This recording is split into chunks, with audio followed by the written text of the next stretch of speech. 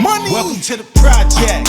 If it's TDP, you can bet it's must-see TV. Real talk, having real talks with the TBE. The best ever, letting me be me. We be always busy and they hate that. They gotta see Miggy in his Maybach. Hater couldn't hit me till they listen to a playback. What I owe you, cause like really this the payback. No Diddy, take that. See in profit, we can pop it till it's over. See the vision can't be cropped unless I'm chopping it through Nova. Kato jumping in and out of pocket like a soldier. Cause like really to touch every single topic is a project. Let me show you. Up to something like my hand on a cannon. Push a button like I'm Lando or Landon. Climbing up the charts, how you smart but you can't understand it. You will never see us famished, so vanish, for real. Welcome to the project. Alright, so it's been a hell of a run. We're back at it. We took the month of August off, and I knew when we came back we were gonna drop some bombs. Come on. The specific bomb, it's like a K-Slate bomb drop sound, right? Is this one right here. We got Papoose in the building. Yo. Papoose. What's going on? The Danza Project, man. Let's get it. The Nasarima Dream. So I was telling a story, right? To make this happen, first off, we messaged them for about 6 months. Hold on, it was you? No, my guy Fred. Oh, Fred. okay. Always busy PR. So we were messaging you for a minute, and then I had, today I looked at, because I went to send you a message on IG because I knew you were on the plane, so I wanted to see if it went through. Mm-hmm. And in that, it was December last year, and I was telling you, I had made a story post. I was like, yo, somebody tell Papoose he needs to come up here. I don't want to talk about none of that bullshit that's going on. I just want to talk to Papoose about up here, that mental health. Yeah. And I don't want to start there because I want to give him the story of why Papoose is here and why it means so much for me to have this specific show. Mm-hmm. First time I went to New York City, as like not an adult, but old enough to like go and venture off on my own a little bit. The block. I'm walking around Times Square. You got them CDs out there in the corners. You know what I'm saying? Buying CDs, bootleg CDs. My bad. And I grab a couple Papoose albums. And since way back when, the story that I've made up, and a lot of people made up back then, was this is the reincarnation of Big L. Ooh. That's a hell of a compliment, man. Ooh. And that's what it was. Like that was like the narrative around for a lot of people. And I'm talking to my guy Fred Money. Shout out Fred Money. I was talking to him earlier, and he's like, "Yo, that's crazy," because that's what I felt too. That's crazy. You know what I'm saying? Because that's the only other person that with your style that you could compare it to, with the bars and just going crazy. And this is from way back when. Right. So it's just dope to have you here. No doubt. It's an honor to be here. I gotta say that. For sure. Appreciate that. You know so how you feeling? Yeah. I feel good, man. Like I said, it's a privilege to be here. I did my research. And also when you first said the name, it rang a bell. You know what I mean? Like when you said the name of the show, the Danza Project, it rang a bell. So y'all getting it done. Y'all doing y'all job. You know what I mean? But then I went to look at I said, oh shit, these niggas they active. You know what I'm saying? Yeah. So definitely honor to be here as well. Dope. I appreciate that. Last night, VMAs. Yeah, man. Crazy. Yeah. Man, first and foremost, congratulations to my brother Busta Rhymes, man. You know what I'm saying? Just a legend in the game, man. Visionary. Golden opportunity, man, to share the stage with him. Everybody on that stage, Glorilla, Jordan Lucas, you know what I'm saying? My brother Spliff Star. Busta Rhymes is just one of those guys, man. He never hesitates to give nobody their flowers, man. Absolutely. And I actually got a record coming out September 12th featuring Busta Rhymes. Hello. And Khadijah, you know what I'm saying? So it just was the perfect time. And man, he gave me that call, you know what I mean? And he brought me out at the VMAs, man. We shook the ground up, man. I think you made a caption. It said, last time I got a call from Busta, it was $1 million contract behind that. That's a fact. You know, so just as a memento to how important he was into your career, I'm sure it was an honor to see him get that award last night, the Visionary Award. Definitely, man. To be there to honor and perform is like we all here, you know? Yeah, man. Seeing him get that award and seeing him get his flowers, because Busta is a guy, if y'all ever met Busta, anybody met Busta before? Yeah. Okay. Busta is a guy who, he never hesitates to give nobody their flowers. He don't care where you at. I curse on here, right? Yeah. He don't give a where you at, who you in front of. Like, you know, in the industry, a lot of dudes don't like to give it up. You know what I'm saying? Pause. If they see a dude, pause, you know what I'm saying? If they see a dude, just see somebody who's good at what they do, they hesitate to give them their flowers. But Busta not one of them guys. He'll always stop anywhere. If he respect your craft, he'll tell you that in front of whomever. You know what I'm saying? So to see him get his flowers is just a privilege, man. Real happy for him, man. Great energy. Family, man. You know what I'm saying? He walking the carpet with his kids. Just like the way he moving is just priceless, man. So the fact that he even gave me the opportunity to share that VMA stage is something else you don't see happen in the music business. Cats don't like to share their limelight with nobody. But that's my brother. You know what I'm saying? It's bigger than music. And like you said, man, just happy to see him, you know what I'm saying, get what he deserved. Straight up and down. Yeah, they asked you about his career. Yeah. And they asked you to summarize it in Papoose, like exactly like you would think that Papoose would do it. He did it. And then you brought it full circle. You brought the cipher. You know what I'm saying? Yeah. Shout out to my brother Torre. You know what I'm saying? He actually got a show on Rock the Bells along with myself. And he asked me, I think he asked me, like, what does Busta Rhymes mean to hip hop?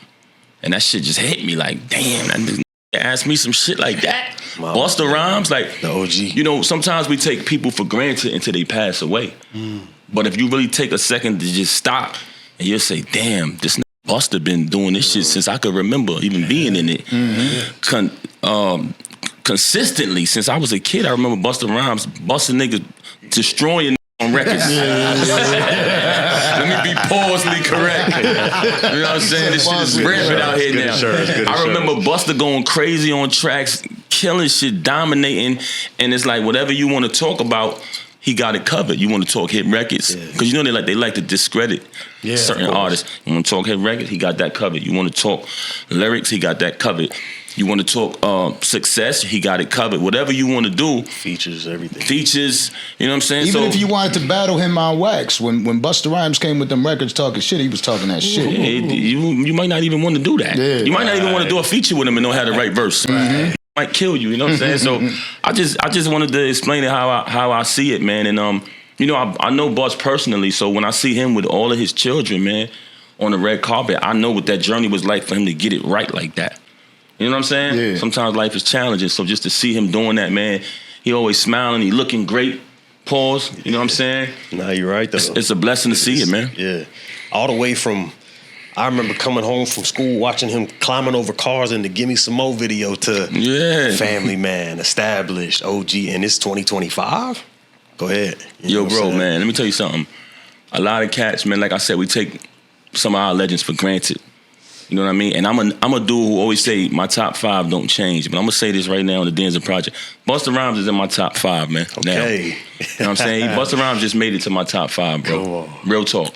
He deserves it. He deserves it, bro. I was having this conversation not too long ago about a top 5 when we had Orlando Brown up here. And I was saying there's certain New York artists that, you know, a lot of times people debate. But the one thing is you got to respect somebody else's opinion, right? Right. And some people, some names that get brought up is just like, oh, okay. You know what I mean? And I was talking about Fabulous and how he's got all those records. And if somebody brought up, like, because, you know, people are going to debate their top 5s all the time. If somebody brought his name up, you got to respect it. Busta Rhymes, if somebody brings his name up, you got to respect it. Whether you think, like, he's not in your personal top 5, there's a debate to be had. Yeah. Especially if you start putting those records up and start showing, like, look, what about this record? And what about this record? Because you might have forgot some shit. I mean, I was saying before so much that I mean, the way Busta performed, hands down, he's probably the best solo performer in hip hop. Oh yeah, that's not even up for discussion. I forgot to name that just now when I was going through my list. You don't even want to talk about that. You know, who's going to debate that? I was telling him a story one time that Busta, I seen him perform with like a child on his shoulders for like 3 songs. hype up, jumping up and down until his parents came and got him off the stage. Oh yeah, because you said that his parents were missing and they left the kid alone. Yeah, the kid got lost. And he took the kid up on stage. He got lost in the crowd. He came up to the stage, and Busta was like, "Well, you gonna rock with me until your parents find you. Anybody looking for him, come find him on stage." He was crying at first. He put him on his shoulders, and then like hype Busta songs, jumping up and down. 2 songs in, kid smiling. His parents came on stage, and then like it was a big moment, and that's something that only Busta Rhymes could have did. That's how Busta is, man. And shout out to Spliff Star, of course. Oh, yeah, shout out to Spliff, you know man. Rocking. Come on, bro. Come on. Every Batman need a motherfucking Spliff Star, Robin. You know what I'm saying? That's, me, we were just talking about that earlier. You know what I'm saying? Me and the champ, me and my lady was just talking about what Spliff Star is to Busta Rhymes, man. That shit is crazy, bro. Oh yeah. You know what I mean? You see Busta on that stage, and I don't know if it'd look that crazy without Spliff.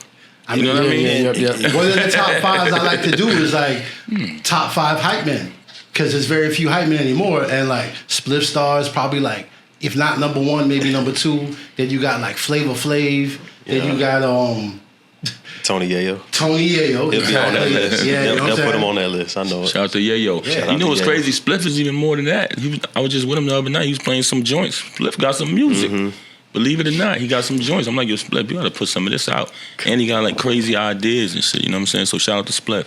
Yeah, you can't be around Busta Rhymes for that long and not get some of that sauce. Cause I seen him get flowers to some people, and it's just like it's not like he's just giving you flowers, he's breathing life into you. There you go. You know what I mean? He's telling you that you're not just a regular person, you're a king. I see you. Yeah. You know what I'm saying? And when he does that, and when the other people around you, even in the room, hear the way he speaks, like I saw the speech that he gave to Conway the Machine, and it was just so powerful that you feel like it's a sermon. Yeah. You know what I mean? Like something else. It's like he's really breathing life into you. So when but you know, some people, they might see somebody they admire and they won't even say nothing. Yeah. You know what I'm saying? They don't even want to give you. I ain't saying nothing. Him. Also true. Yeah. Busta's not like that. He gonna you know what I mean? He gonna give you your props. I've seen where the room stops. You know, they'd be outside a building, traffic, people pushing and shoving, and it's like, hold on, King, love. I'm telling you, like, and everything. I don't got nowhere else to be but right here. Keep talking, but like, hey, man, and you could never call him a hater or none of that shit, man. We seen him last night, amazing, and he stopped the whole club, like, you and your lady came on that red carpet looking like heaven. Come on. Y'all had that blue on. Come on. By the way, shout out to the GWOAT. No doubt. By the way, in the building.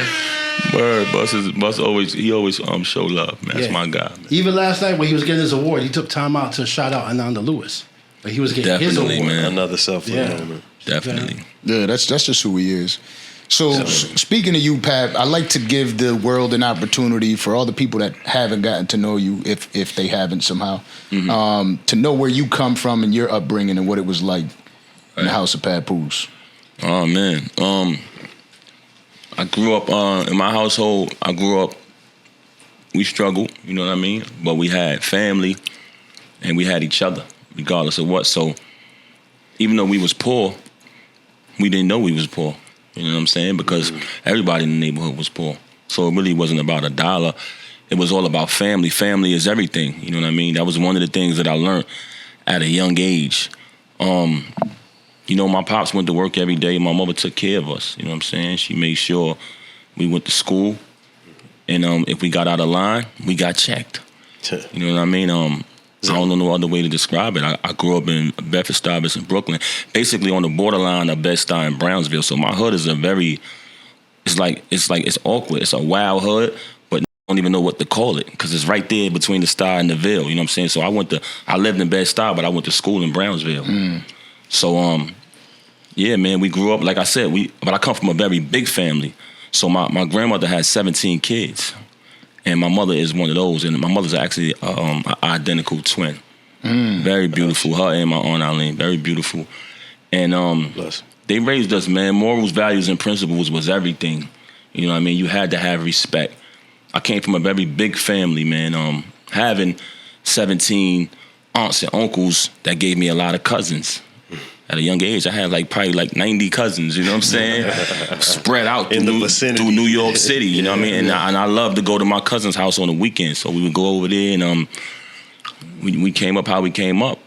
You know what I mean? But like I said, man, I can't say it enough. Family was everything. I was taught that at a very young age, man. Mm-hmm. Yeah, and when you made it, you had 180 cousins. Oh yeah, when I made it, my enemies became my friends. Yeah. You know what I'm saying? Dudes I used to beef with and have wars with, they was with me. Remember that one time you whooped my ass? Yeah, word. It was crazy. It was crazy. So when you see me moving around with 50 dudes, you know what I'm saying, going to a show or whatever. That's what it was. It was the whole hood. They was excited to see me make it. You know what I'm saying? Sure. Just to take it back a little bit, you know, when I was born, when I came home, when they brought me home from the hospital, my grandmother gave me the name Papoose. You know what I'm saying? When I was a newborn baby. And, you know, I thought that was my real name to the point where when I went to school and they was teaching me how to write my name, I was so confused. I was like, yo, my name not Papoose, you know what I'm saying? Because that's what my whole family was calling me, you know, and shit like that. Yeah. So when I came into the music business, I wanted to keep that name because she passed away from cancer, you know what I'm saying? Did she tell you where she got that from originally? Well, basically, instead of saying baby, the Indians say Papoose. So she was like, oh, he look like a little Indian baby, you know what I'm saying? Okay. We're going to call him Papoose. And I just wanted to keep that name to represent her, man. You know, a lot of people, when they become an artist, they change their name, they make a fictitious name or whatever, or the name that fits them, whatever. Right. But I wanted to keep that name, you know what I mean, to represent her. That's dope. It's funny you said that. I thought that was my name, Fair Trade, because I always thought my grandma's name was Grandma. On a serious note. Wow. Until one day my teacher asked me where you guys from, and I didn't have an answer. It was Miami. And so I went home and asked my parents. I said, "What is Grandma's name? Wow. What is Grandpa's name, and why is that the last name, and so on?" So it's crazy what names can mean. I remember being confused, man, when he was teaching me my name. And I was like, what? Yeah. What's this? That's the definition of a true nickname. They say one that's awarded to you or gifted to you, not one that you just select. No, that's a fact, man. But yeah, like I said, man, we grew up, man. And was this a two-parent household? Yeah. Where did the artistry come from? You get it from mom, pops, grandma? Man, I got to go way back, man. My story is long, man. I remember, so I was more close to my mom's side of the family. You know what I'm saying? I seen them more. But when my pops took me to his side of the family, one of my cousins was just telling me about the cousins on that side. He was like, yo, cousin such and such, he's a rapper. And I was like, a rapper? What do you mean? I mean, I'm real young. And he was like, yeah, he raps. And he actually recited some of his verses. He knew his verses. And he was like, this cousin is a break dancer. I was like, what's that? He said, yo, he puts on windbreaker jackets and spins around on cardboards. He was like, yo, this move is called the windmill. This is called the handspin. Like, he was telling me all of the moves, and I'm hearing this shit, and I'm like, wow, I'm like glued to what he's telling me. This cousin is a DJ. Like, everybody did something different. So when he told me the raps, I was like, damn. And when I went back home, I was like, God damn, I'm gonna try to make me a rap. You know what I'm saying? First, I took some of the raps that he was reciting. I remembered them, and I'm like, okay, this is crazy. And I'm like, yo, I'm gonna try to write my own. You know what I'm saying? Yeah. So I made my own joint. I was in school, and they was like rapping in school, and I made my rap. I came back to school the next day, and I set my little verse. I had some little whack line in there. Hans couldn't catch up, some shit like that. And they was like, oh. In that moment, I was like, yo, this is what I want to do in my life, man. You know what I'm saying? Did you have the voice back then? Because you have like a real unique voice. Like was that always part of it? Did you have to learn how to like speak up? And yeah, I used to rap real fast back then. You know what I'm saying? And like, I always put my all into it. Right.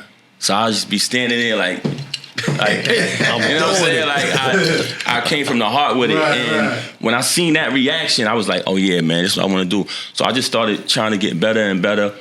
And a friend of the family came to my crib, and he had a cassette tape.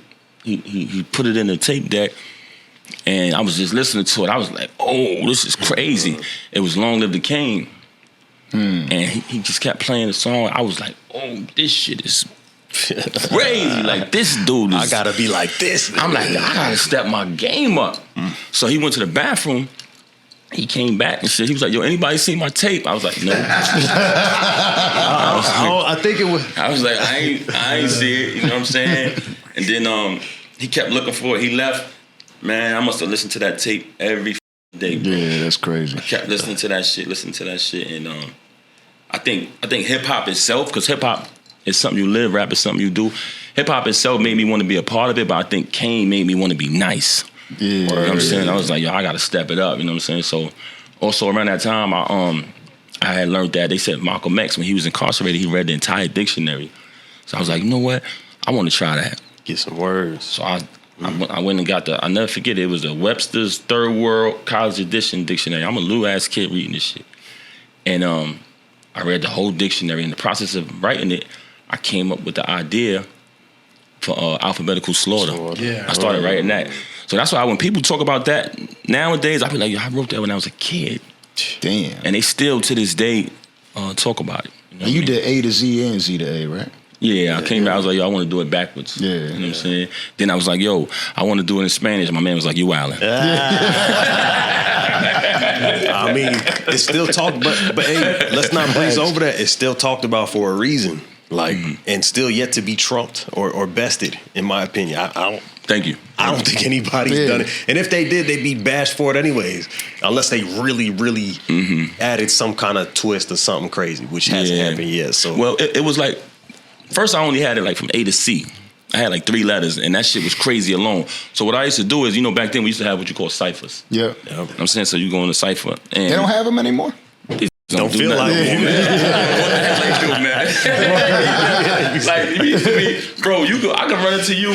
Like, you rap, word? Yeah. Instantly, nothing to talk about. Let's go. Right. So back then, we used to have ciphers, and then also we used to battle too. But what I used to do was, speaking of Alphabetical Slaughter, we would battle, and if he kept going, if he had raps, I would do the Alphabetical Slaughter, and battle would be over. They'd be like, it's over. Send everybody home. So that shit was like my secret weapon. You know what I'm saying? Move right there. And then when I started like getting in the studio and doing music, I was like, yo, I gotta finish this, and I actually completed it. You know what I'm saying? So, Yeah, because you could have dropped that in parts.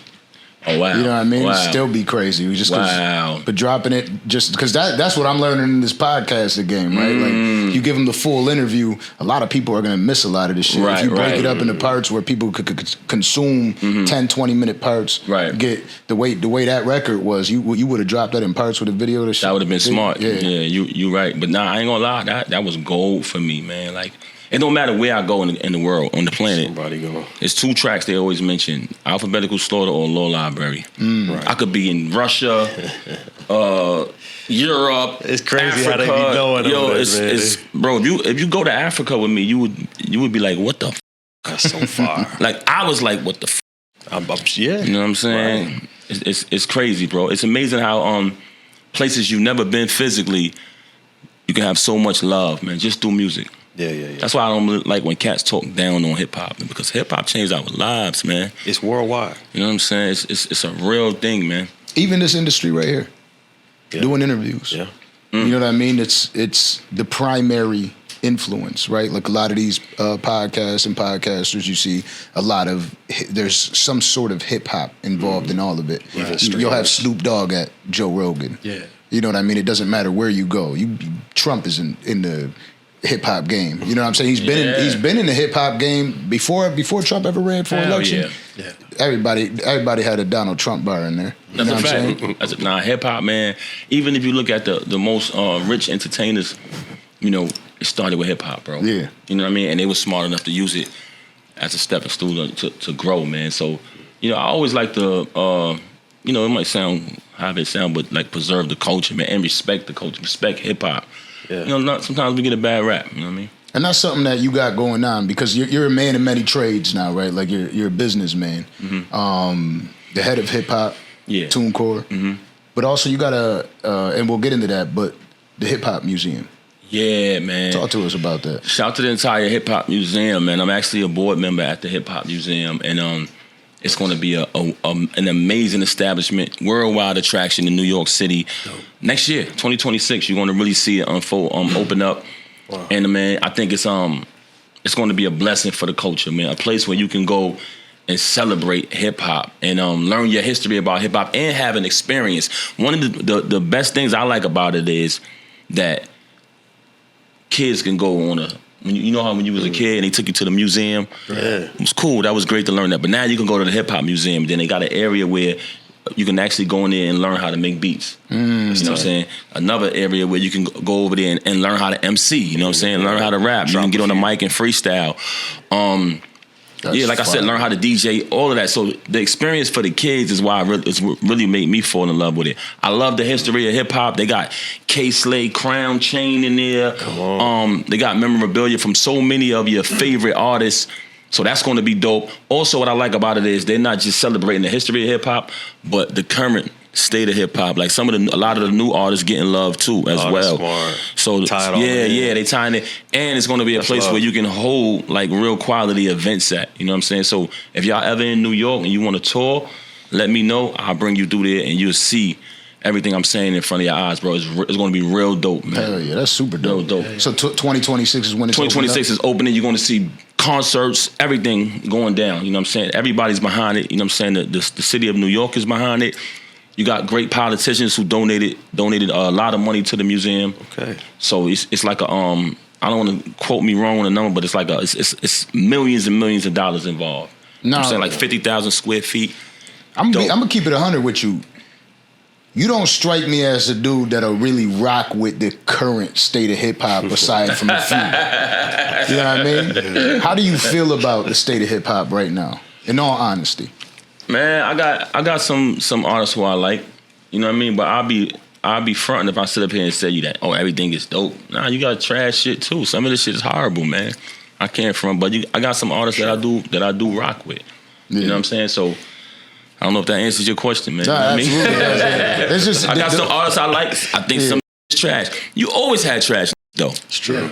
You know what I'm saying? You can't say that in every era you ain't had, but you always had. It was a lot more difficult back then, because I used to do music, right? Mm-hmm. It was a lot more difficult back then to be able to record a song than it is now.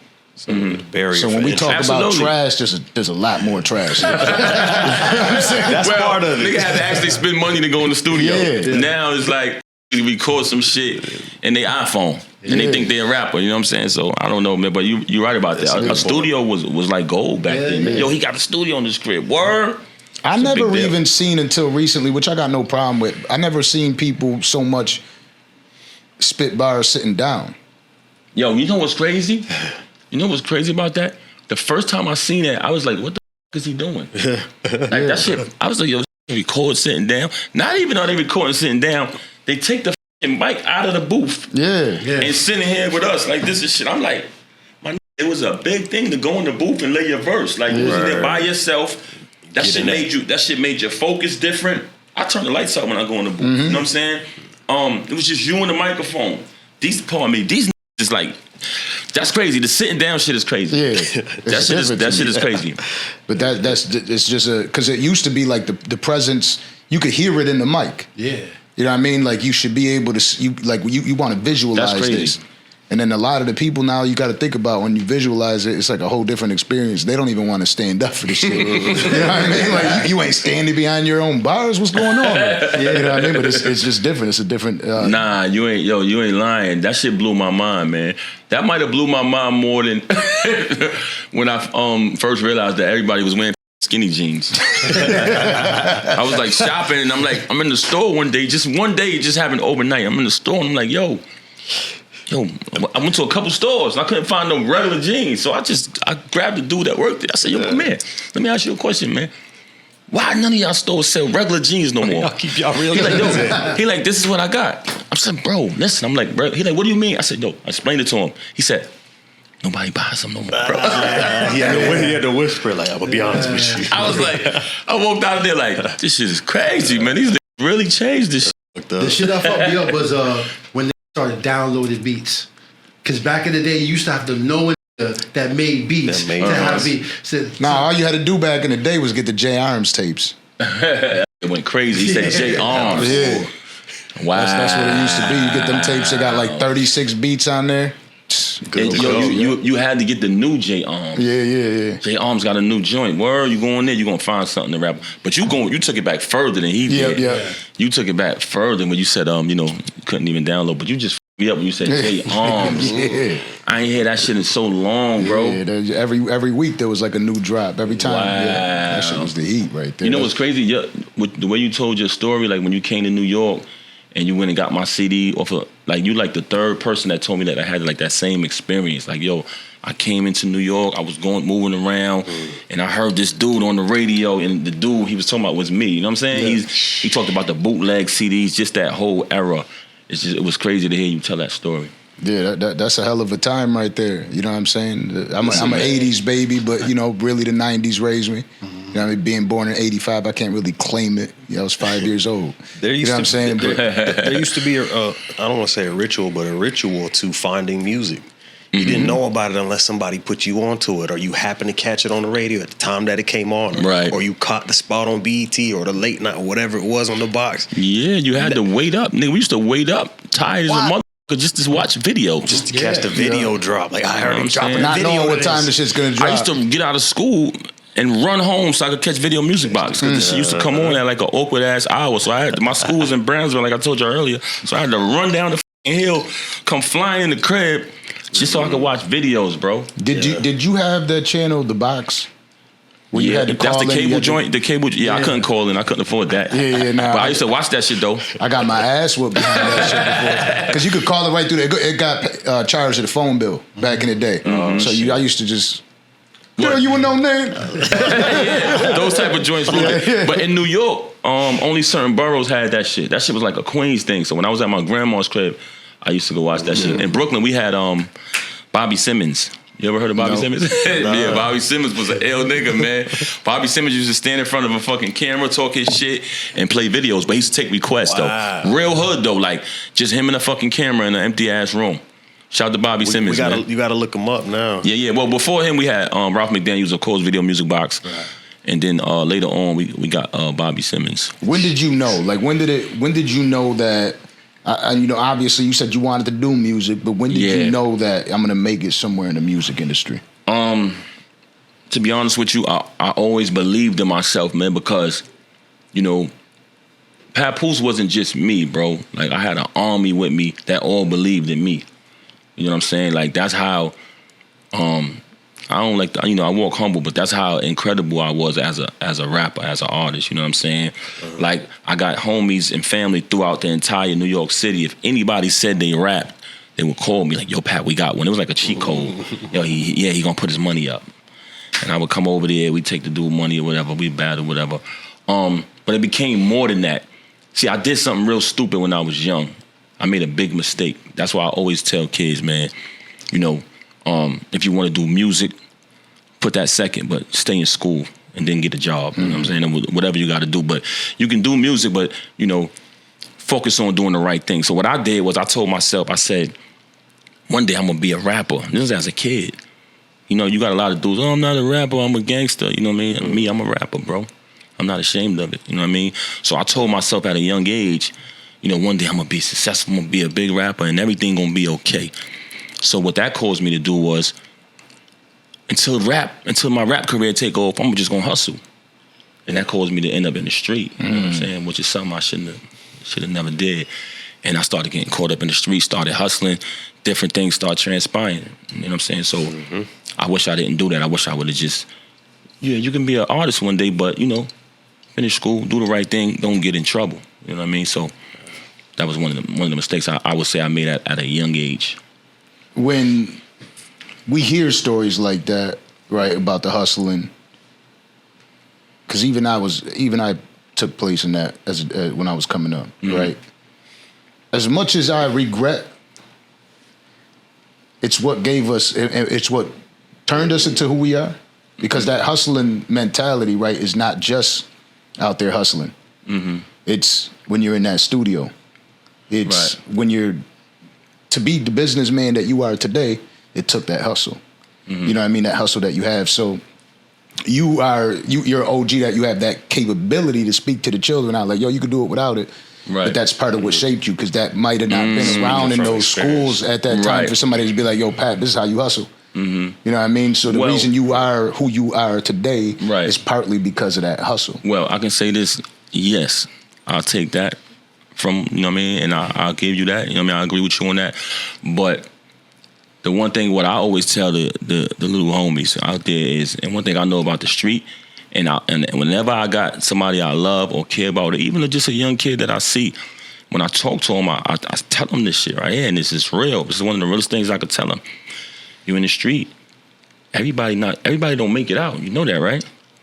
So you playing that street game, just know that could be you that don't make it. Or you and your crew, all y'all not gonna make it to tell a story about what happened.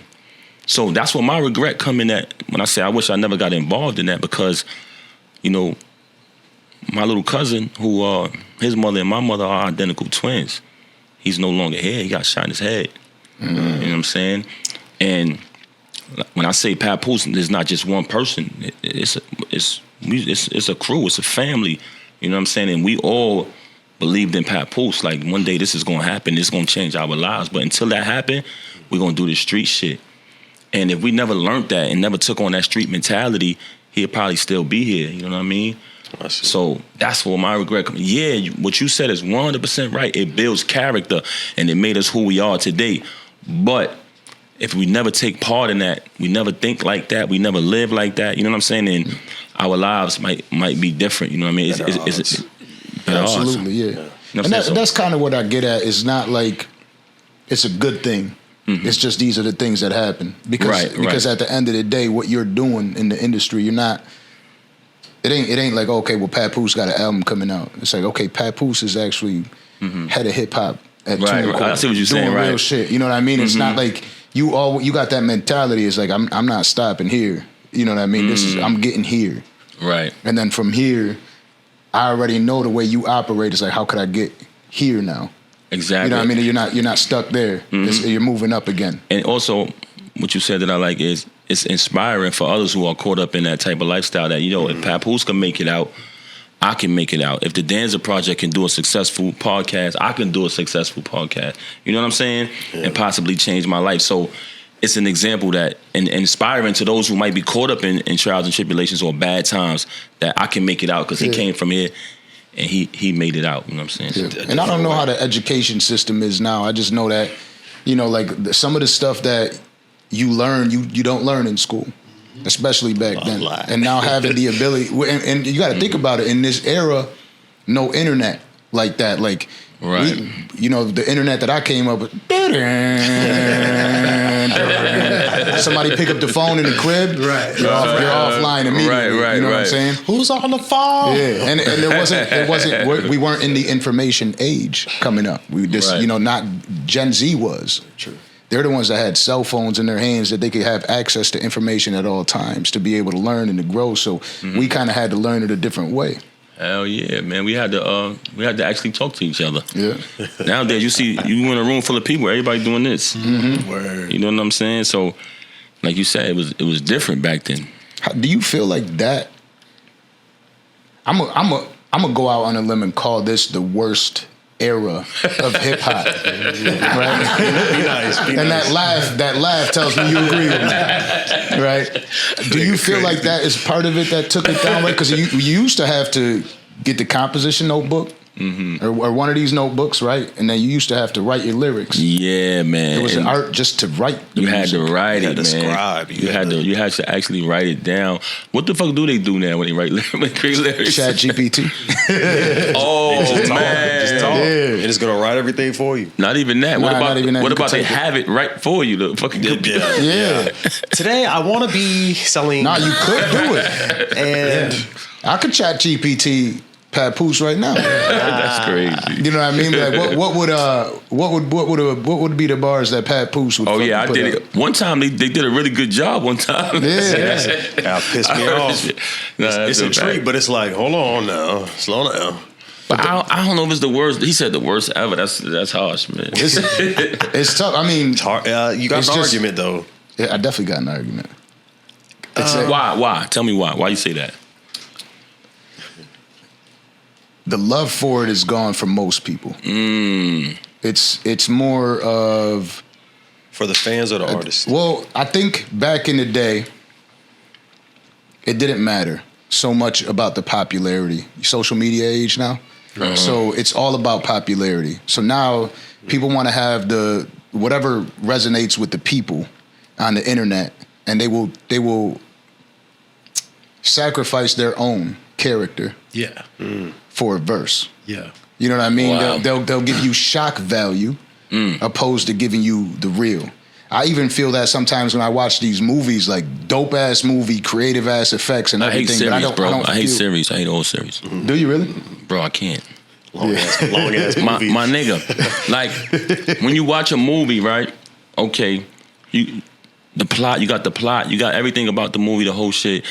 You know that you're going to get a good movie. I just feel like, to summarize it, when you get a series, it becomes corny because they got to keep. It's like, where's this going? Doing shit to get a continue. In the movie, I feel like they're giving you their all. Word. You know what I'm saying? Pause. I don't know if I should pause that. Probably. You're right. But I feel like when they turn it into a series, now they gotta keep making up shit.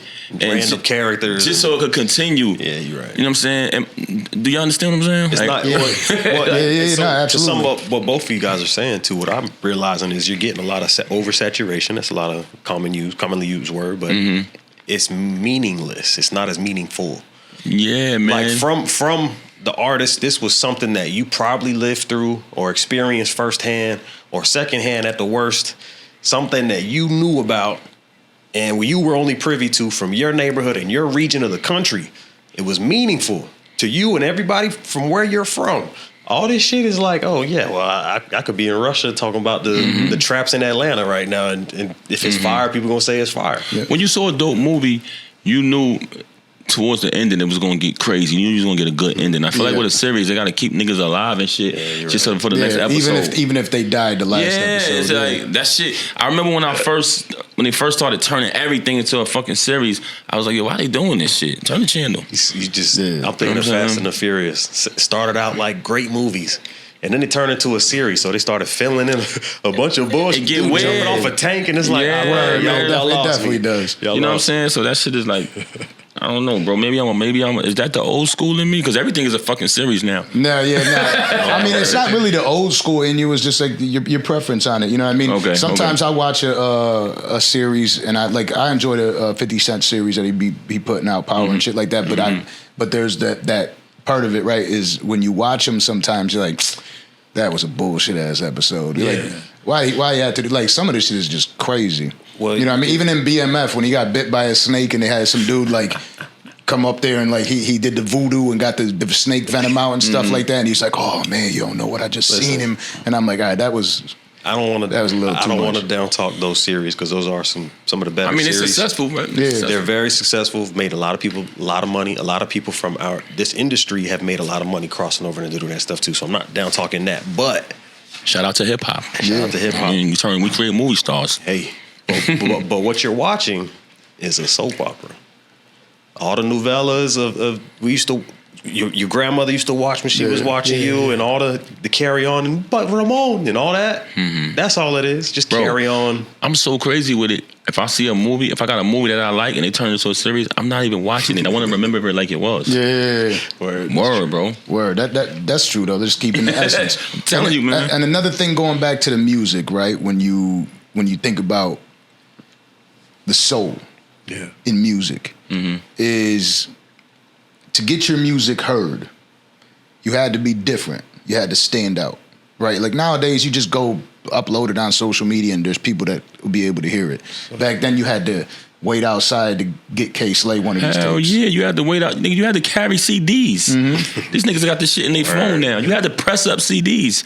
You had to fucking pay. You had to pay to get your artwork done. You had to buy CD cases if you wanted to go independent. You know what I'm saying? True. You had to pay for studio time. niggas is privileged right now.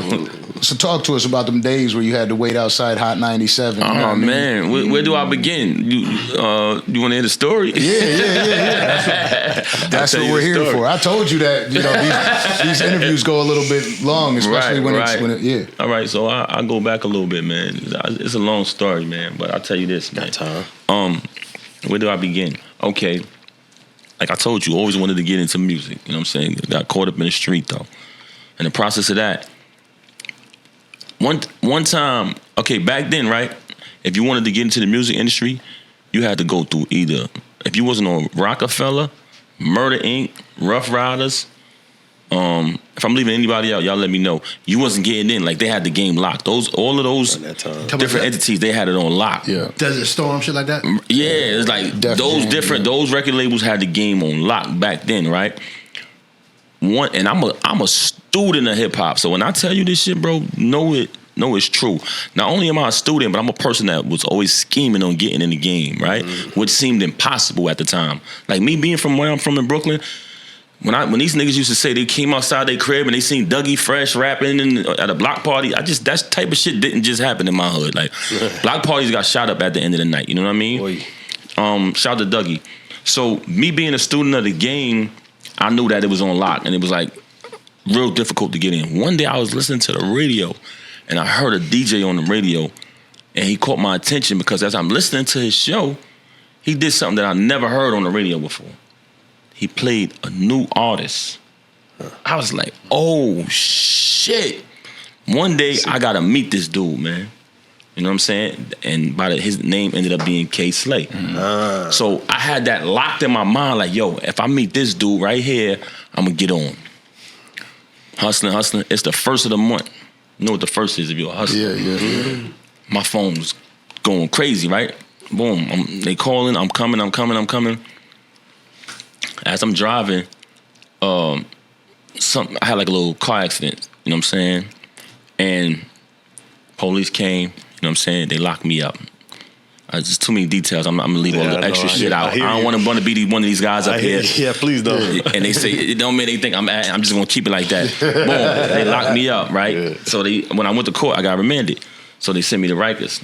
So I'm on Rikers and shit, and I'm in there.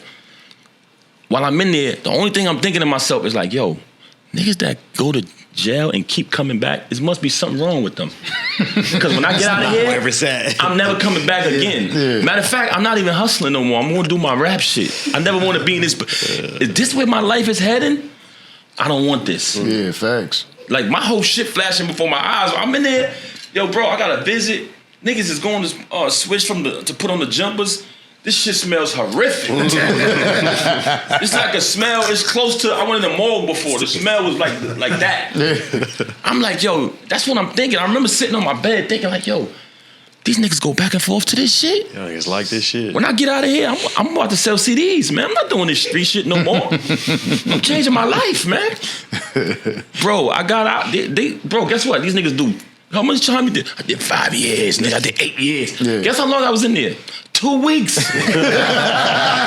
was like, yo, my nigga. I said, yo, when I get the fuck, I was in C95. I'll never forget it, bro. I said, yo, when I get out of here, I'm going to do this rap shit. That dude who I heard on the radio, I'm going to meet him. This nigga Slay was on my mind, nigga, on Rikers Island. Boom. They let me out. Pause. Pause. Big pause. Thank you. Yeah. Boom. I gets out. I'll never forget it, bro. I go to the studio. The track you mentioned was on that CD. I did 7 tracks. I recorded 7 tracks. I took a picture. I had a gun in one hand. I had a mic in the other hand, and a weird ass hat on. And I took the picture. Pressed the CD up. Bro, I was telling all my people, yo, I'm not hustling no more. They was like, what the fuck wrong with you? I said, bro, I'm just not doing it no more. I'm selling CDs. It's my new hustle. I had them 7 songs. I started selling them CDs. I put my number on the CD. At that time, I had a very good friend of mine, but he was also managing me. You know what I'm saying? He became kind of sick at the time, and he was like on his deathbed type shit. You know what I'm saying? But I said, yo, as I'm selling the CDs out the trunk of my car, niggas is loving this shit. They like, yo, Pat, that shit is fire. I need that CD. How much? $7. Boom, I'm selling. They starting to sell. I'm at the car wash. Like, it's people that got stories. Yo, Papoose sold me a CD before at the car wash. They not lying. Boom, selling them. I'm like, all right, I got to meet this guy.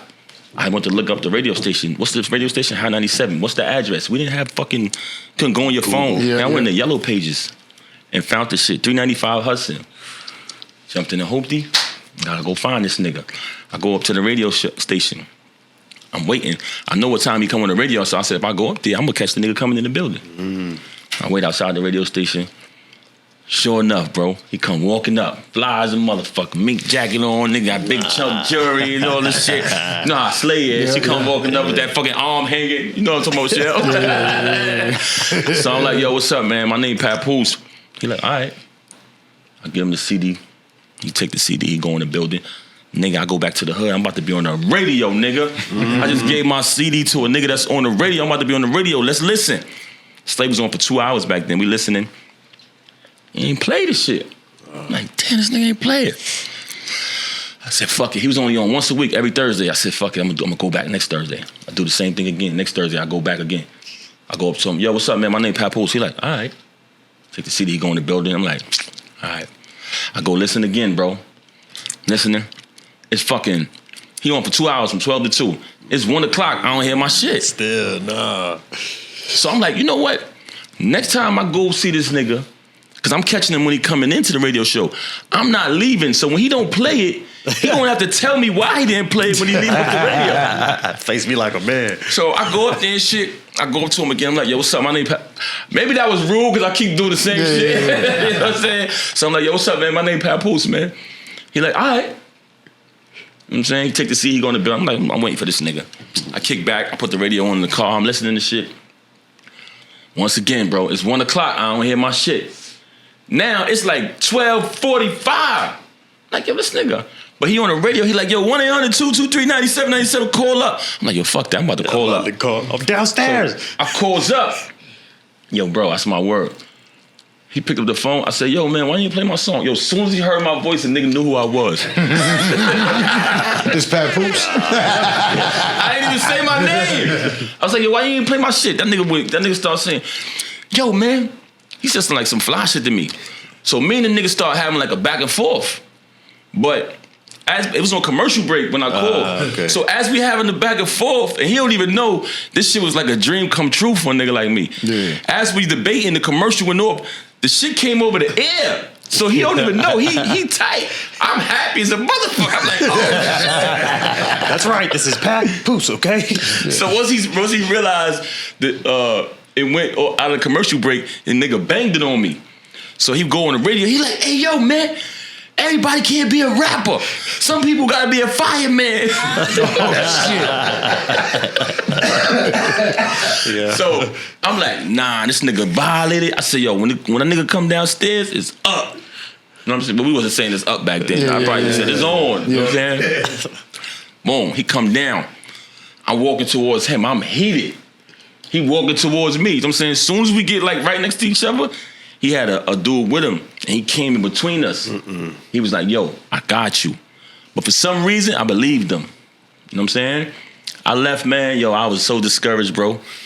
It was like, that was like my last resort, and I felt like me and him clashed, so I'm like, yo, that's my last chance. Yeah, I'm fucked. I did everything I could. You know what I'm saying? This shit folded. So, remember I told you earlier, I had an individual who was my man, may he rest in peace. He was my manager. He had, like we spoke about earlier, he had a studio in his crib. Right. I could go there and record. And he was one of the only people that believed in me. And he took on the job as my manager. He also was into construction, so he was kind of like winging me out of the street shit because he was bringing me into coalition. So the only thing I had to do was like go to certain job sites, regulate them. Me and my cousin, we was good at that shit. Right. But he was passing away at the time, and it was a lot of talk about, it was like, I had like a little altercation going on with some people involved in that. And his funeral had came up. So when his funeral came up, I had tension with people at the funeral. So they were saying, oh, he better not come to the funeral. This, that, and the third. So a couple of my other people was like, yo, Pap, don't go. I said, I'm going. That's my family. I ain't do nothing wrong, you know what I'm saying? And I went to the funeral, and I got into a big altercation. In that moment, in that altercation, it went left. We jumped in the vehicle, and I was just about to throw my whole life away, right? In that moment. It was so crazy. Well, I jumped in the car after I almost threw my life away, and I swear to you, bro, my phone started ringing. I had a Sprint phone. I picked that shit up in the midst of action. It was K Slade. He said, yo, man, you on the radio next week. He said, yo, I listen to the CD, you on the radio next week. Yo, bro. Divine. Man, I was so fucking happy, man. I'll never forget that shit. And I was like, yo, I just almost threw my whole life away. You know what I'm saying? And that's one of them forks in the road where it was crazy. I went on the radio. I'll never forget. I went to High 97. Prodigy, rest in peace, was there. Wow. And we rapped on the air live. Never forget it, man. From that moment, my life changed, bro. Man. So he didn't play the track. He said, no, I want you to come up. He let me come up on the radio. Nigga, do you know what type of dream come true that was for me, man? After sitting outside of it, calling them, playing it while I'm sitting downstairs trying to hand my shit, and now I'm up here rapping. You want to know what's even crazier about sitting outside? Slade told me, he said, yo, Pap, you know, I got videos when you was standing outside. He said, bro, he said, you was standing in the snow. Damn.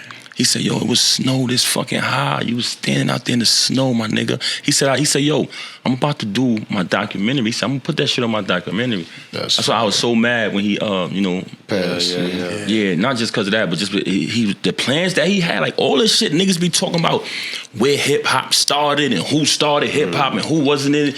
I be watching that shit like, yo, these niggas is lucky Slade not here. Slade was a vote.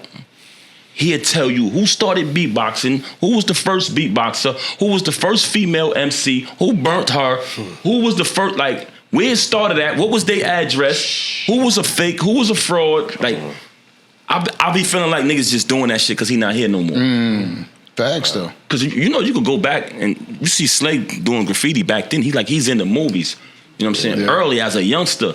So he really knew his hip-hop. And I used to be telling him, because he's old, he like older than me, so I used to be like, yo, Slade, man, you gotta write some of this shit down, my nigga. Word. Cause I used to be telling him like, yo, Slade, you a vote, my nigga. Like, some of this shit, people don't have this knowledge, you know what I'm saying? So, yeah, but that's how I got, like, really got my, from there, it was Christmas for these niggas, man.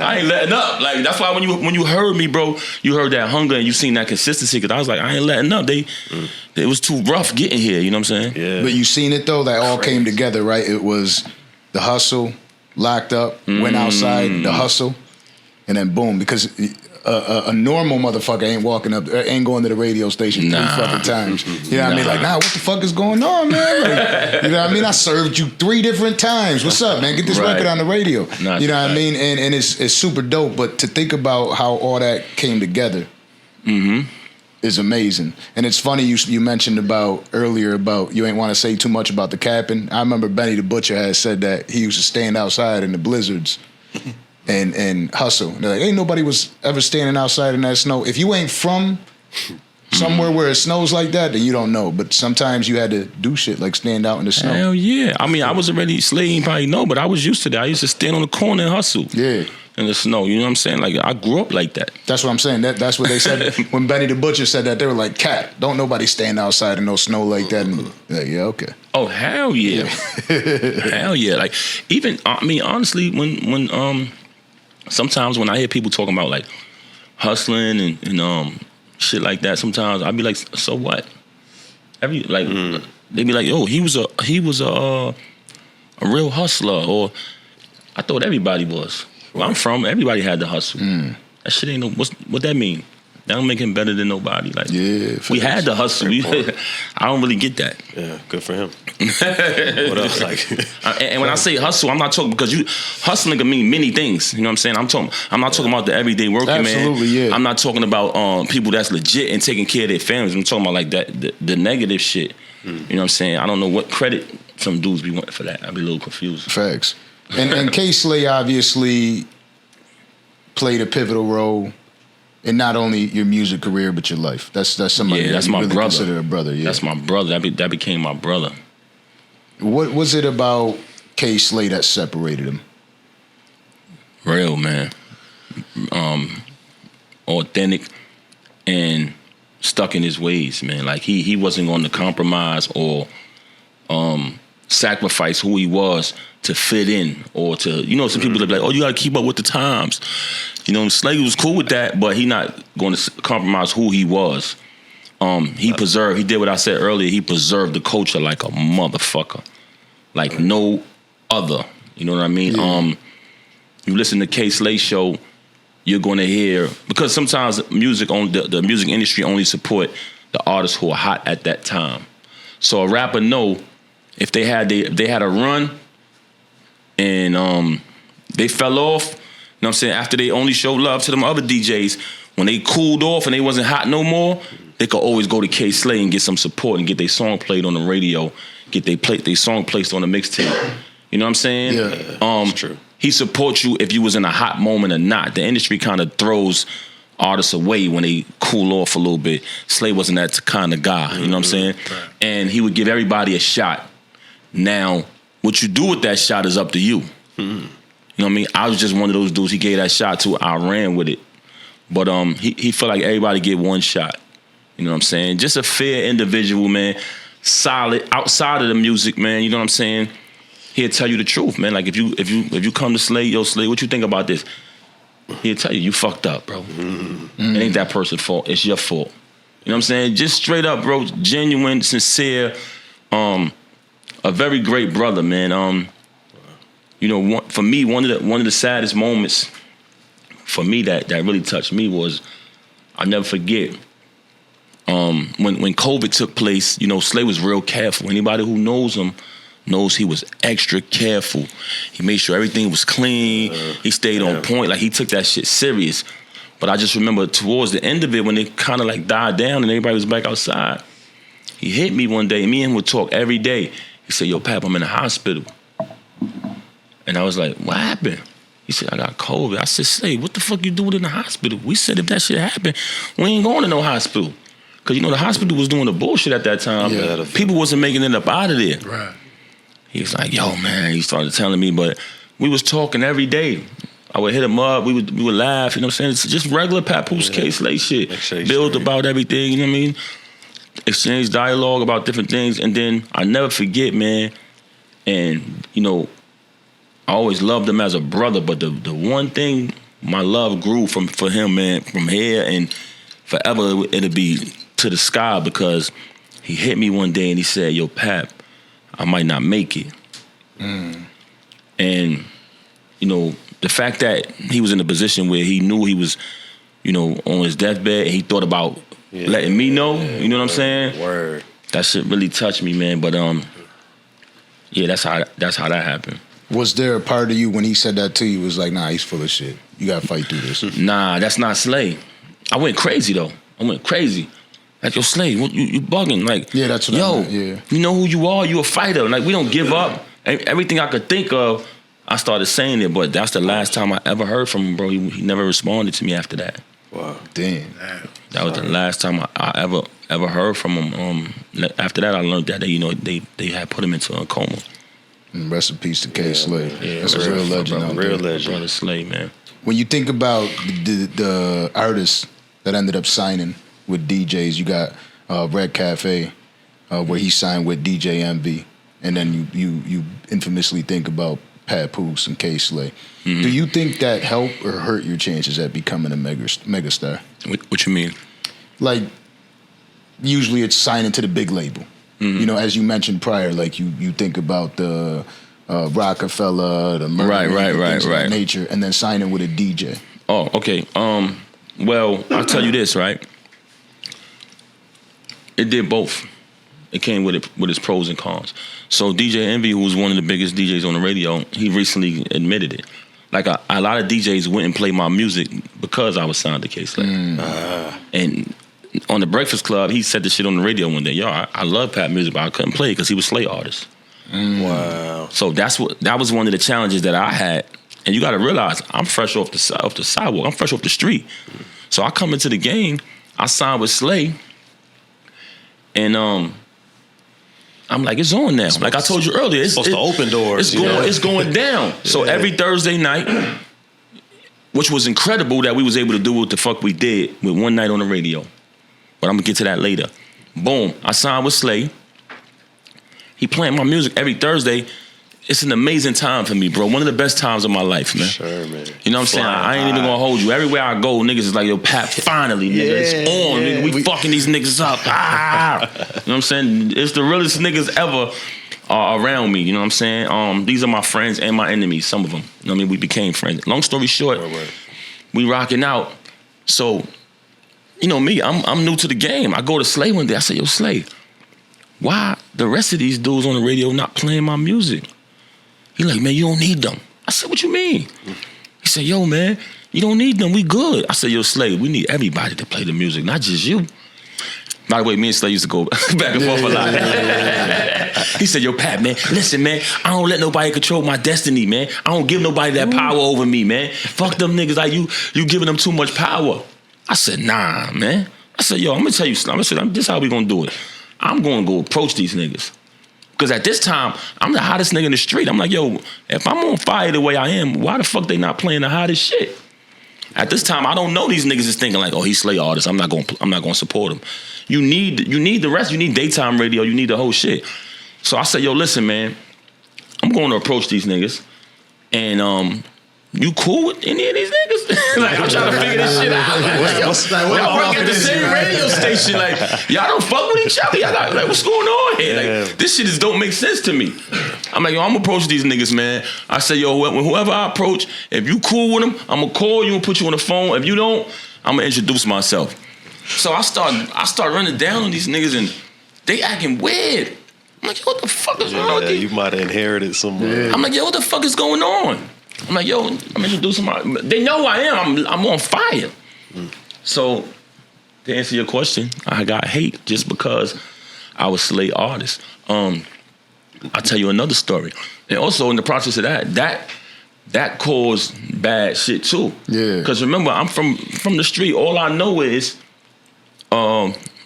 stupid shit like beef, drama. So I'm like, yo, all these niggas hating on me. All right, it's up. Yeah. So I made a bad situation worse. You know what I'm saying? That's why I say never mix the street with the industry. But I'll tell you another story. Along my journey, I get a call. One of my homies, he like, yo, Jungle was my man. You know what I'm saying? Nas want to meet you. So I go holler at Slay. I say, yo, Slay, I got a call. You know what I'm saying? He said, Nas want to holler at me. The nigga Slay went off, man. You know what I mean? He rest in peace, man. You know what I'm saying? I would get Slay went off. Yeah. He like, nah, Pat, man. You know what I'm saying? I said, man, this is Nas, man. You bugging Slay. You know what I mean? He like, yo, Pat, I'm telling you, man. I said, nah, Slay. I'm taking the meeting, son. Damn. I hollered at him, yo, let's do it. We met at a pizza shop in Lower Manhattan. I go in there. I sit down with him. We chopping it up, you know what I'm saying? He like, yo, listen, man, you know, I see billboards for your shit in Manhattan. Like, I see your intro to the game like Snoop Dogg when he came out. Like, I see, I'm about to go to Def Jam with Jay-Z soon. I want to bring you with me. You know what I'm saying? I'm like, oh, this shit is sounding like music to my ears. Now, my thing is this, right? Some people might say it's a bad idea to sign a deal with certain individuals, but for me, I know what I'm gonna do in that situation. Whatever it is, you know what I'm saying? Slay felt like, yo, Pat, Nas never blew no artist up. Who he ever blew up, you know what I'm saying, besides himself. You know what I'm saying? And shout out to Nas, you know what I'm saying? Rest in peace to my brother Slay. Slay would say this shit to his face. That's how Slay was, you know what I mean? For sure. So I'm not saying nothing bad about nobody. I got love for everybody, you know what I mean? This is just Slay perspective, you know what I'm saying? But long story short, I took the meeting. I go back to Slay, yo, Slay, this is, you know what I mean, he wanna do some business. You know what I mean? So now it's like, yo, I'm gonna send the offer over. He sent the offer over. So around this time, I'm in like a bidding war. You know what I'm saying? But he sent it through like early in the bidding war. So that shit, it was like $400,000 contract at the time. So Slay was like, I told you. I was right. That shit is bullshit. You know what I'm saying? Now, I'm loyal. You know what I'm saying? This is my brother. He put me in the game at the time. You know what I'm saying? So I'm like, I ain't do it. I ain't take the deal. We kept grinding. You know what I'm saying? I ended up signing for 1.2 1.5 million to Jive Records, which was a mistake.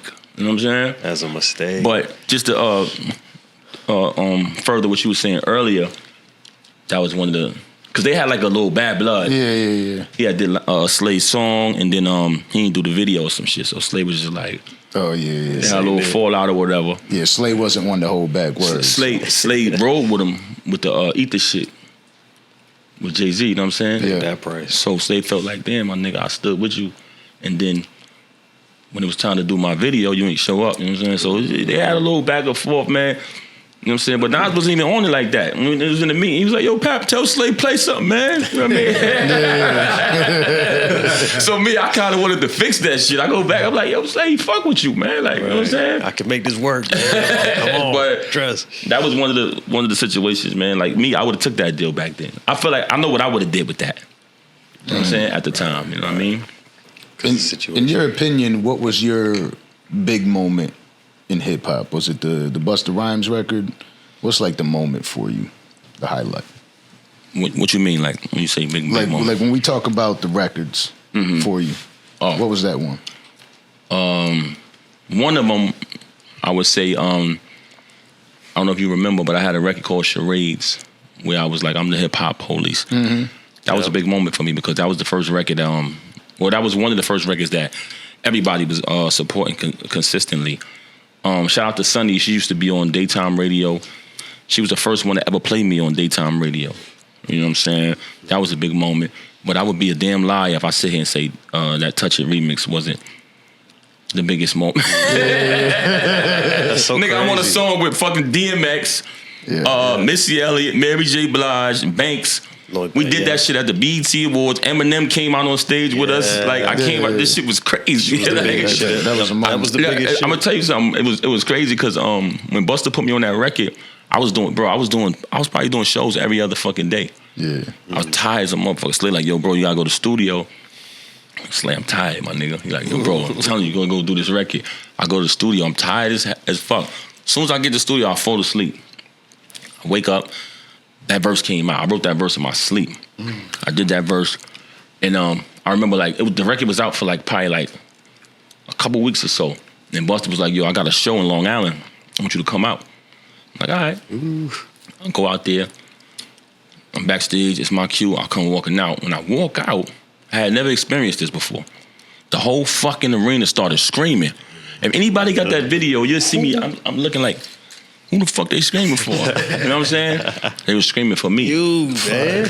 Yeah, and after that, I couldn't like go to the mall by myself without getting rushed by kids and everybody. So I gotta say that was like a breakthrough moment. Fire. You know what? Another one of them was. They say you never know what you have until you lose it. Oh, the Joe You promise your girl something, you better do it. You can't tell a woman you love her. Are you stupid? Words don't express your love. You gotta prove it. That was one of them ones too. That's fire that you know that verse. I told you when we hit you up, I'm actually a Papoose fan. Your guy told me. Your guy told me, the one that was texting me and shit. That was a moment. You're right. That was a big. That record was crazy to me because when I did that feature with Joe, shout out to Key Dog, put me on that record and he paid me. Like I said, I was always doing shows and shit all over the place, and I was in Connecticut one time. I'll never forget it. And they was like, yo, yeah, Pat, we real happy for you. You know what I'm saying? Because you know back then when the artist came up, right, all you needed was that one R&B feature, and then you crossed over officially. You made it forever. You know what I'm saying? The so I was in Connecticut, Hot 93.7, and they was like, yo, Pat, we so happy for you out here, man. I'm like, yo, what you talking about? He said, yo, bro, this record is #1. I said, what do you mean? He was like, what do you mean what I mean? He like, yo, this is the #1 record on our station. I said, get the fuck out of here. You know Connecticut is right down the block. Yeah. He like, this record, they not, he like, wait a minute, don't tell me they not playing this record in New York. I said, nah, they don't play it. So I go back to New York. I'm like, yo, what's up? I go, at the time, Mr. C is the PD. I'm like, yo, why y'all not rotating this record? They telling me in Connecticut, this shit is #1. No way. Anywhere I go and I do that record on stage, it's like a whole fucking wave goes through the crowd. The whole fucking crowd moves. I'm up there 30 fucking minutes performing. I know what records they reacting to. When that shit was coming on back then, crazy. Overseas, Papoose in Norway. Don't take my word for it. Look, pull that shit up on YouTube. You'll see. That shit is causing tidal wave. Long story short, I finds out that Mr. C had a beef with Kedar, who was Joe's manager, so they didn't play the record. Me being from New York, you know what I'm saying, my hometown, that shit fucked me over too back then. You know what I'm saying? But it was like some kind of beef they had, and they didn't play the record because of that shit. Yeah, because that record was huge. Crazy. That record was huge. That was like one of them ones that you could follow along and like it'll help you as a young man develop. You know what I'm saying? You promise your girl something, you better do it. You know what I mean? Like, damn, but I got to do this shit. You know what I'm saying? You can't tell a woman you love her. Are you stupid? Words don't express your love. You got to prove it. That's Classic. what was. Yeah, it's that entire man. That's one of the ones I used to play for bitches. You know what I mean? That's one of them ones that'll be on the. That might have been on the voicemail. You know what I mean? Play the music. They love that joint. Yeah, you know what I mean. You reach Danza. That's what we had back then. We had fucking voice songs on our voicemail and shit. Play the music in the background and shit. No, that's a fact. But you know, a different era. Now, I heard you speaking about K. Slay, the loss of K. Slay, and one thing that I think that separates you as a man from the rest of the world is that mental fortitude. What about your upbringing has allowed you to become such a strong individual mentally? I gotta say, coming from a family that taught me that family was everything, because within that you learn sacrifice. Meaning, if one of your family members is going through something, you going through something. So it's like everything is not about a dollar. Like, oh, I'm going over here because, oh, such and such might be this and that, but he getting money, so that's okay. Nah, it's not okay. Like, morals, values, and principles is what I was raised on. You know what I'm saying? And loyalty. So within all of that, and also strength is in unity. You know what I'm saying? Without unity, you don't have no strength. You know what I'm saying? So I feel like a lot of my strength comes from that, man. I come from a strong, united family. I was taught that family is everything, man. You know what I'm saying? At a very young age. I remember my Uncle Mike, when I was young, he was a hustler. And one day he gave me like, it shit seemed like a lot of money one day. It was my birthday, you know what I'm saying? It was $54. Hey, listen, that's a lot of money. Yeah, but that shit looked crazy because he was hustling in the street. Yeah. But he gave me like $54, man. And when he gave me the $54, he was like, yo, family is everything. And that shit stayed with me. That always stayed with me, man. And I don't know, man. I think my upbringing, bro, like I had like real loyal, strong-minded individuals around me.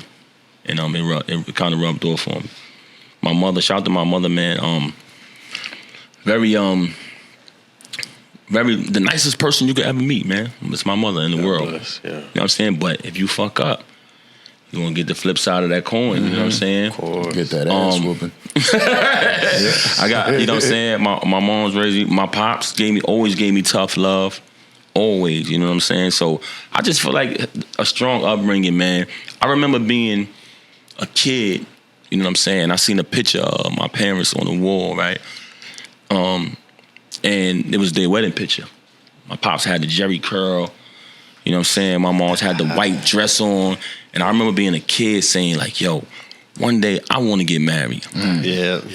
You know what I'm saying? Yeah. So that should tell all parents out there, you know, what you surround your kids with is what they foresee for themselves. For sure. So just to answer your question, I really think my upbringing, you know what I mean?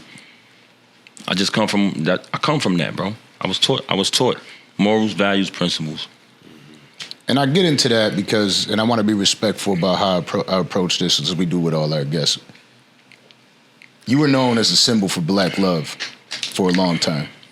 And everything kind of hits the fan, falls apart. This is where you see a man, a woman melt down. You're not somebody that it's like, okay, well, Pap is going through this and on to the next subject. It's Pap is going through this. I'm going to make 50 tabloids about it. There's going to be 17,000 comments about it. Where's the meltdown? There is no meltdown. Family is being pulled apart at this time. and you're still here, you're still present, you're still working. I know there's probably moments that are tougher than others when you think about some of the things involved in it, but how is it that you've been able to keep it together throughout all this? I mean, I'm not really gonna get into that, you know what I'm saying? All I can say is you always gotta keep it together. And regardless to whom or what, you know what I mean? Regardless of what happens, you always gotta keep it together. As a man, you know what I'm saying? Like I told you, my pops was a strong man. So that was always my influence as a youngster. Even though he gave me tough love, he still led by example.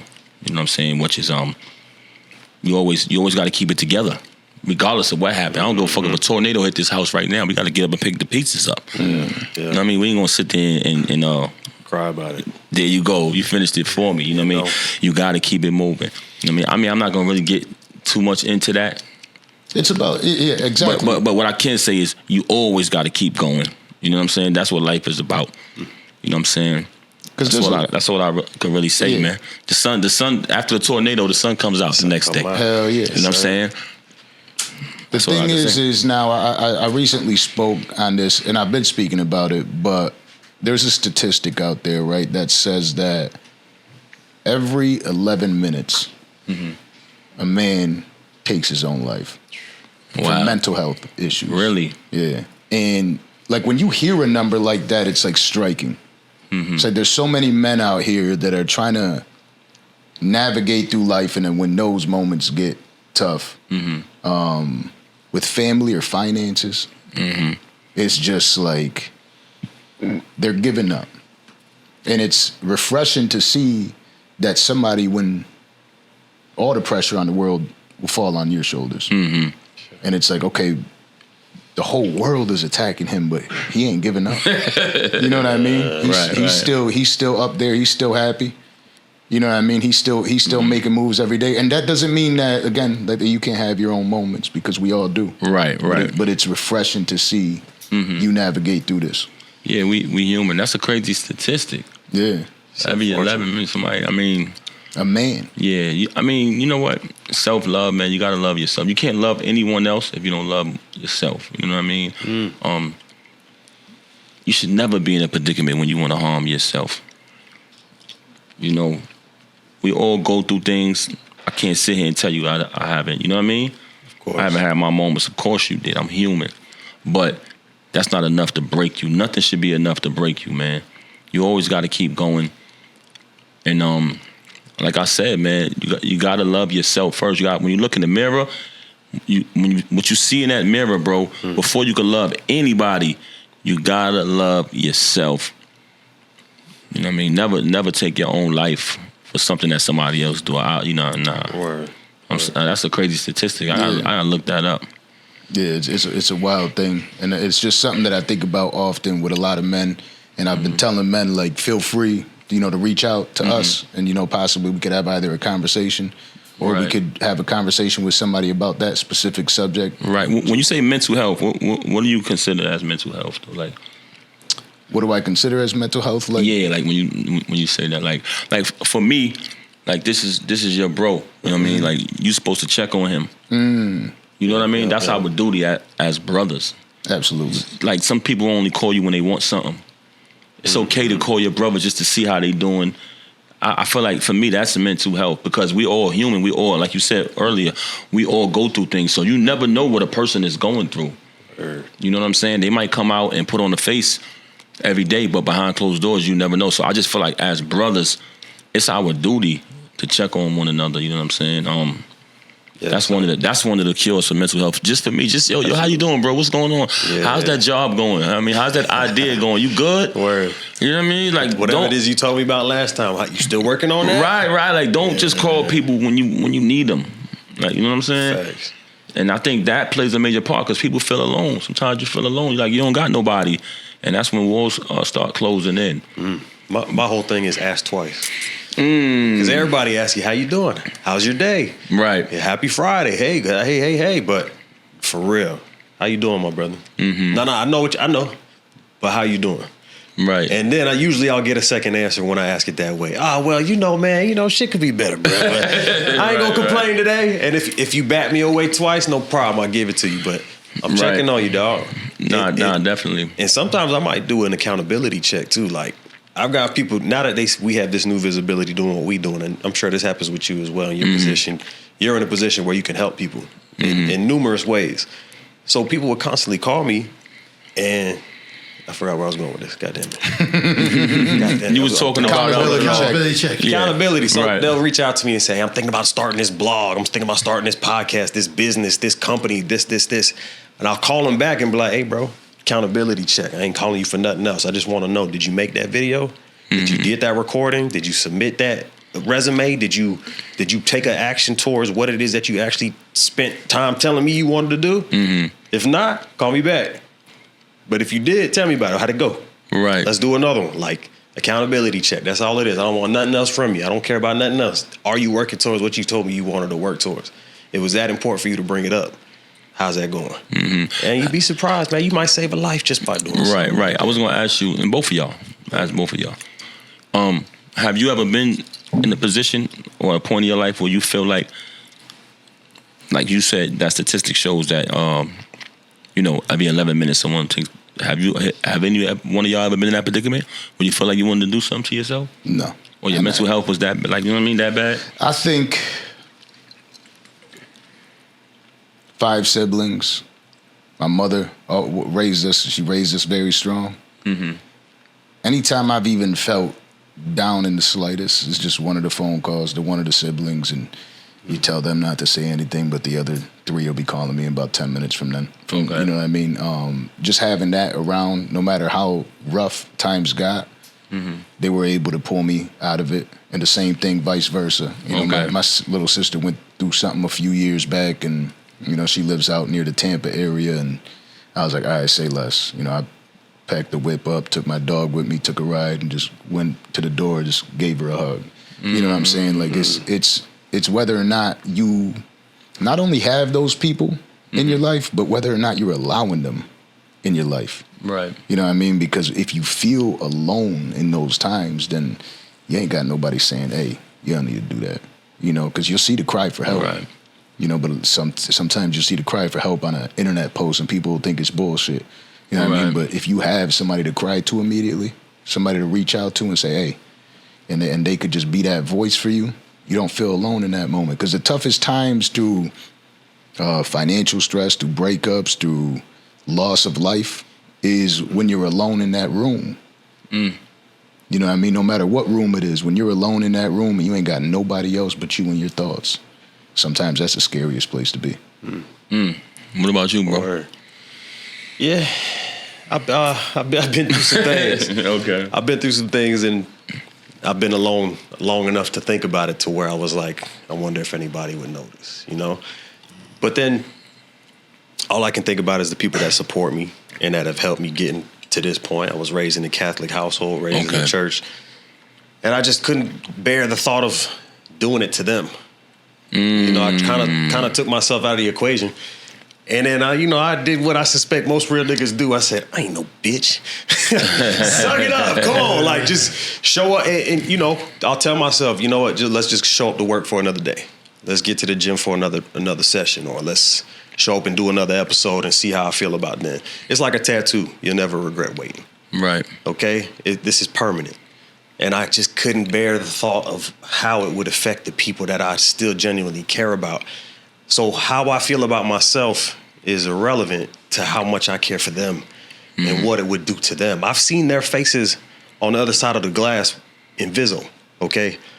I can't imagine what the loss of my life would bring to them. I understand maybe I might struggle with the value of who I was to myself at that time, but I know for a fact that to those people I meant a lot. And so I said, yeah, I ain't no bitch. And not to say anybody who has those issues. Yeah, definitely. I like the solutions that y'all both gave, because I hope someone out there that's probably going through that, they probably could use that same method to come up out of that. You know what I mean? Me, that's why I say self-love, because when you commit suicide, that's who you harming. You harming yourself. Yeah. So that's why I say before, and then most of the time it's because of the love of someone else. So that's why I say before you love anybody, first love yourself. When you look in that mirror, man, make sure I'm that nigga, I'm that bitch. On my language. Term of endearment, by the way. Got to, right. You got to, man. Regardless of what you're going through, especially if it involves materialism or a relationship. You know what I mean? Nothing is worth you taking your own life. You know what I mean? The sun's gonna come up the next day. Everything gonna be all right. Mm-hmm. Yeah.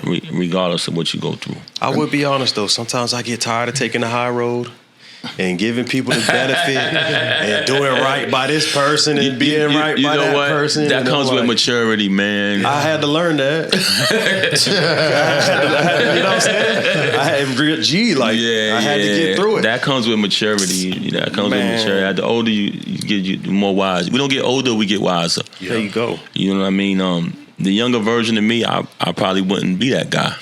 You know what I'm saying? But now I look at it like, man, ain't worth it, bro.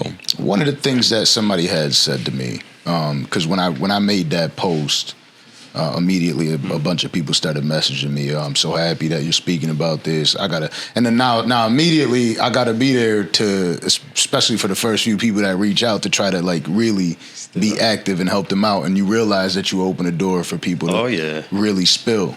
And one of the dudes had said that he's struggling financially. Mm-hmm. His wife is leaving him and taking the kids, and he's got 3 daughters. And he mentioned kind of that pain that you heard it in there, and I'm like, hey, just so you know, with those children, it'll be fine. You know what I mean? You're still daddy.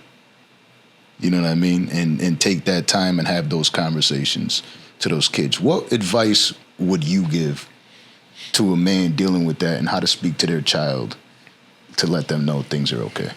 It's tough, man, because kids are innocent. You know what I mean? And if you're a real father, there's nothing in the world more important to you than your kids. That's a real tough challenge. But my advice would be take it one day at a time, because when you look at it, it's disappointing. It's depressing.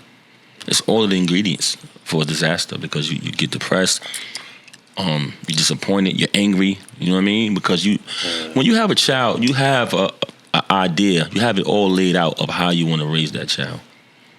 You know what I mean? Me, I had children when I was young. So when you have a child when you're young, you think you're the best parent. You buy them all the new sneakers, you buy them anything they need. That's your motivation. That's your drive. I got to do this for my kids. Right. You make sure they're good. You know what I'm saying? And you're there. But as you get older and you mature, you realize that you have more to offer for a child. You know what I mean? You're just on another level mentally. You know what I mean? I kind of grew up with my kids because I had them young, especially my oldest. But as you get older and you have a child, now you're planning ahead. Yo, I want the best for them. We want the best for all. I love all my kids the same. But like I said, so just to get to the point of when that happens, something transpires where you come across a situation like that, it's depressing because, damn, I had this planned out. This is how I wanted to raise. You know what I'm saying? Yeah. So when that happens, it's I can see why a person would be so upset. But that's why I said you got to take it one day at a time. And depending on the age of your child, at some point you're going to have to communicate with them and have that talk. Yeah. To let them know, hey, things are going to be different. And I think the scariest part for us as men, especially, because usually you see in most households the child goes with their mom. And the scary part is you don't ever want to be. I'm talking to one of my good friends about this right now. It's it's okay.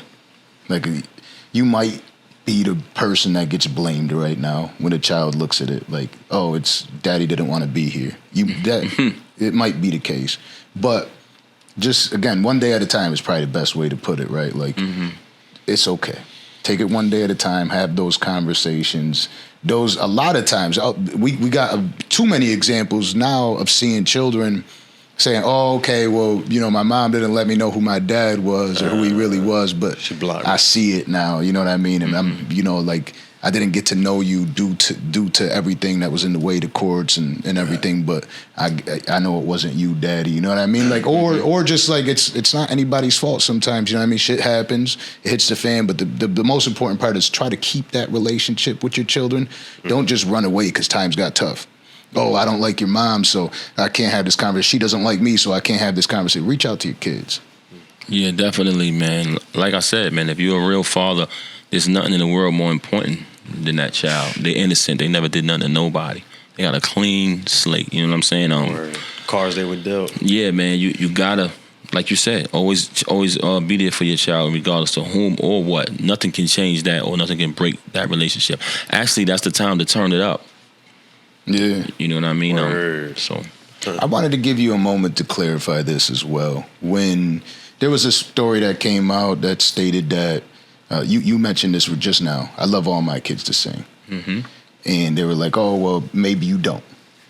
And I wanted you to clarify that for the world. That I never heard nobody say that. Who said that? There was a story out there saying that you treat one child differently than others. Absolutely false. Anybody who knows me knows that that's false. Everybody knows. You know what it is with me? Actions speak louder than words. You got to understand something, right?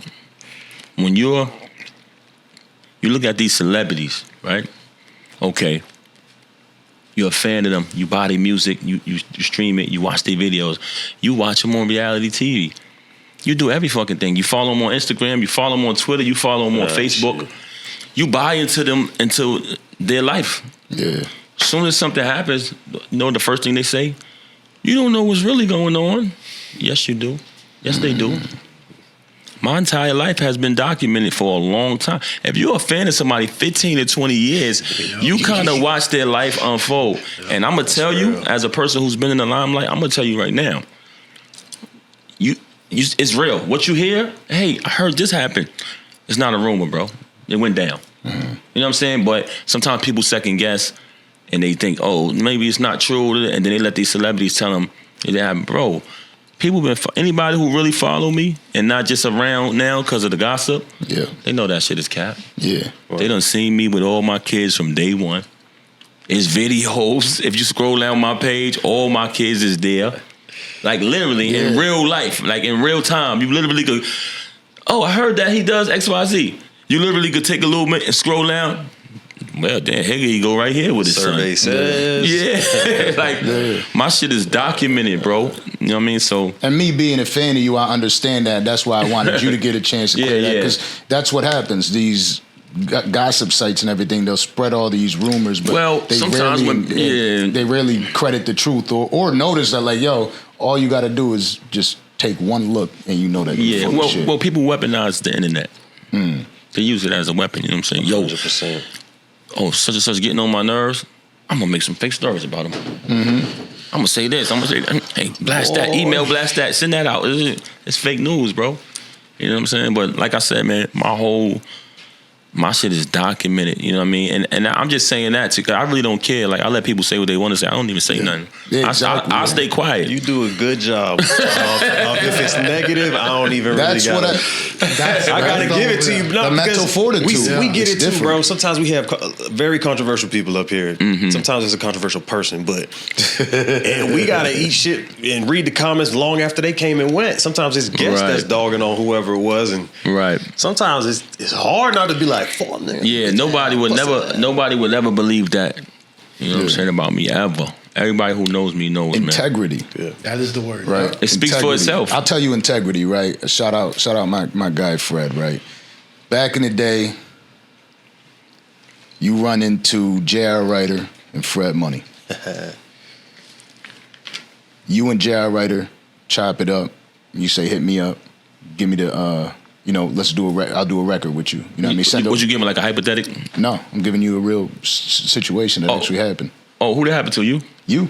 Oh, I don't remember that.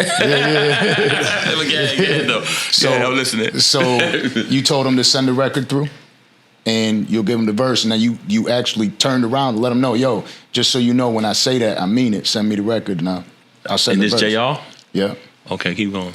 And for him and Fred, it was like, yo, that was dope that he's like that, you know, because you said I'm not like all these artists out here. Okay.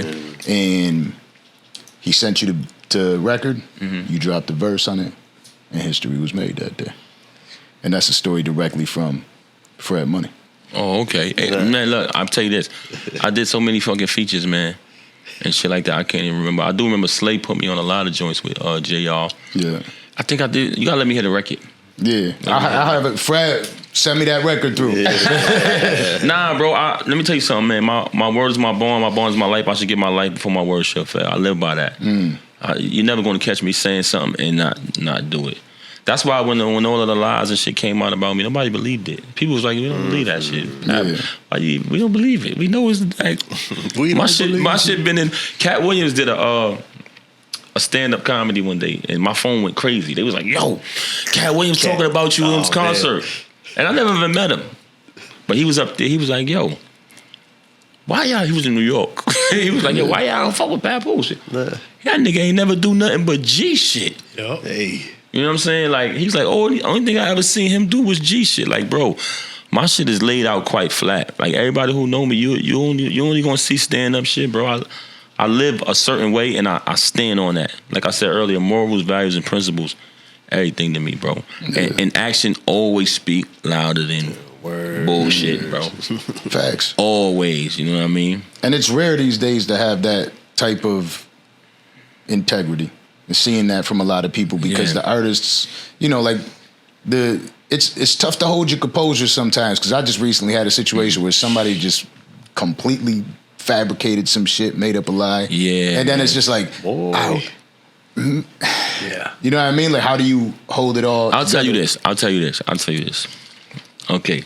When people talk about that situation, you know what I always ask them?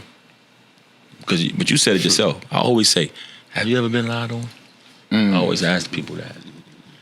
You know what I'm saying? Yeah. That's the question I gotta ask them. And depending on how they answer that, then the conversation to go from there. But I be needing to know that shit, man. Yeah. I'm not talking about like, let me not get into this shit, man. Nah, God bless everybody. I wish everybody the best, man. That's all I'ma say, man. God bless. Oh wow. Yeah. So that's the record right there that you were on right there. That's crazy, man. That's crazy. Shout out to J.R. and Fred, man. Man. But that's what it's about. Now, I'm sitting on my couch, cooling. Twitter breaks into a frenzy. And there's the infamous story. Do you regret any of the actions that you took? What you mean? I be trying to say it in like that. Boy, I'm trying, man. I respect that. He said which story? Story breaks out. I mean, I ain't gonna get into that shit like that, man. But you can ask your questions, but I'm just not gonna get into it. Yeah, you know what I'm saying. But do you regret? I got my reasons. What regret? What though? Knocking out.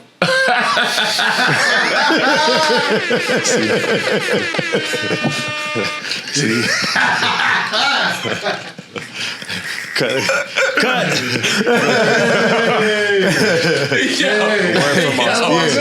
I'm just saying. Yeah. I swear, man. That's just funny, man. Oh man, yo, I ain't gonna lie, man. No comment, man. Yeah. No so you're comment, a fan of bro. boxing? Yeah, I'm a big fan. Nah, man. Yeah, I'm a big fan of. You know what I mean? Matter of fact, what you think about Canello versus Bud this week, man? Let me ask that. Boy, slick. Let me zoom out. Well, I'll say this: I don't think anybody's gonna get knocked out. Really? I don't think anybody's going to get knocked out. I think Bud is a very talented fighter. I think it'll be tough for Bud to be able to knock out Canello based on the weight difference, right? He's actually technically jumping up 3 weight classes, because I think he only had one fight when he jumped up. And I don't think Crawford lacks skill in any area. Okay. To get knocked out, to get caught with that punch. I think it'll be very tough for him to get caught. Mm-hmm. I think it'll be a 12-round fight.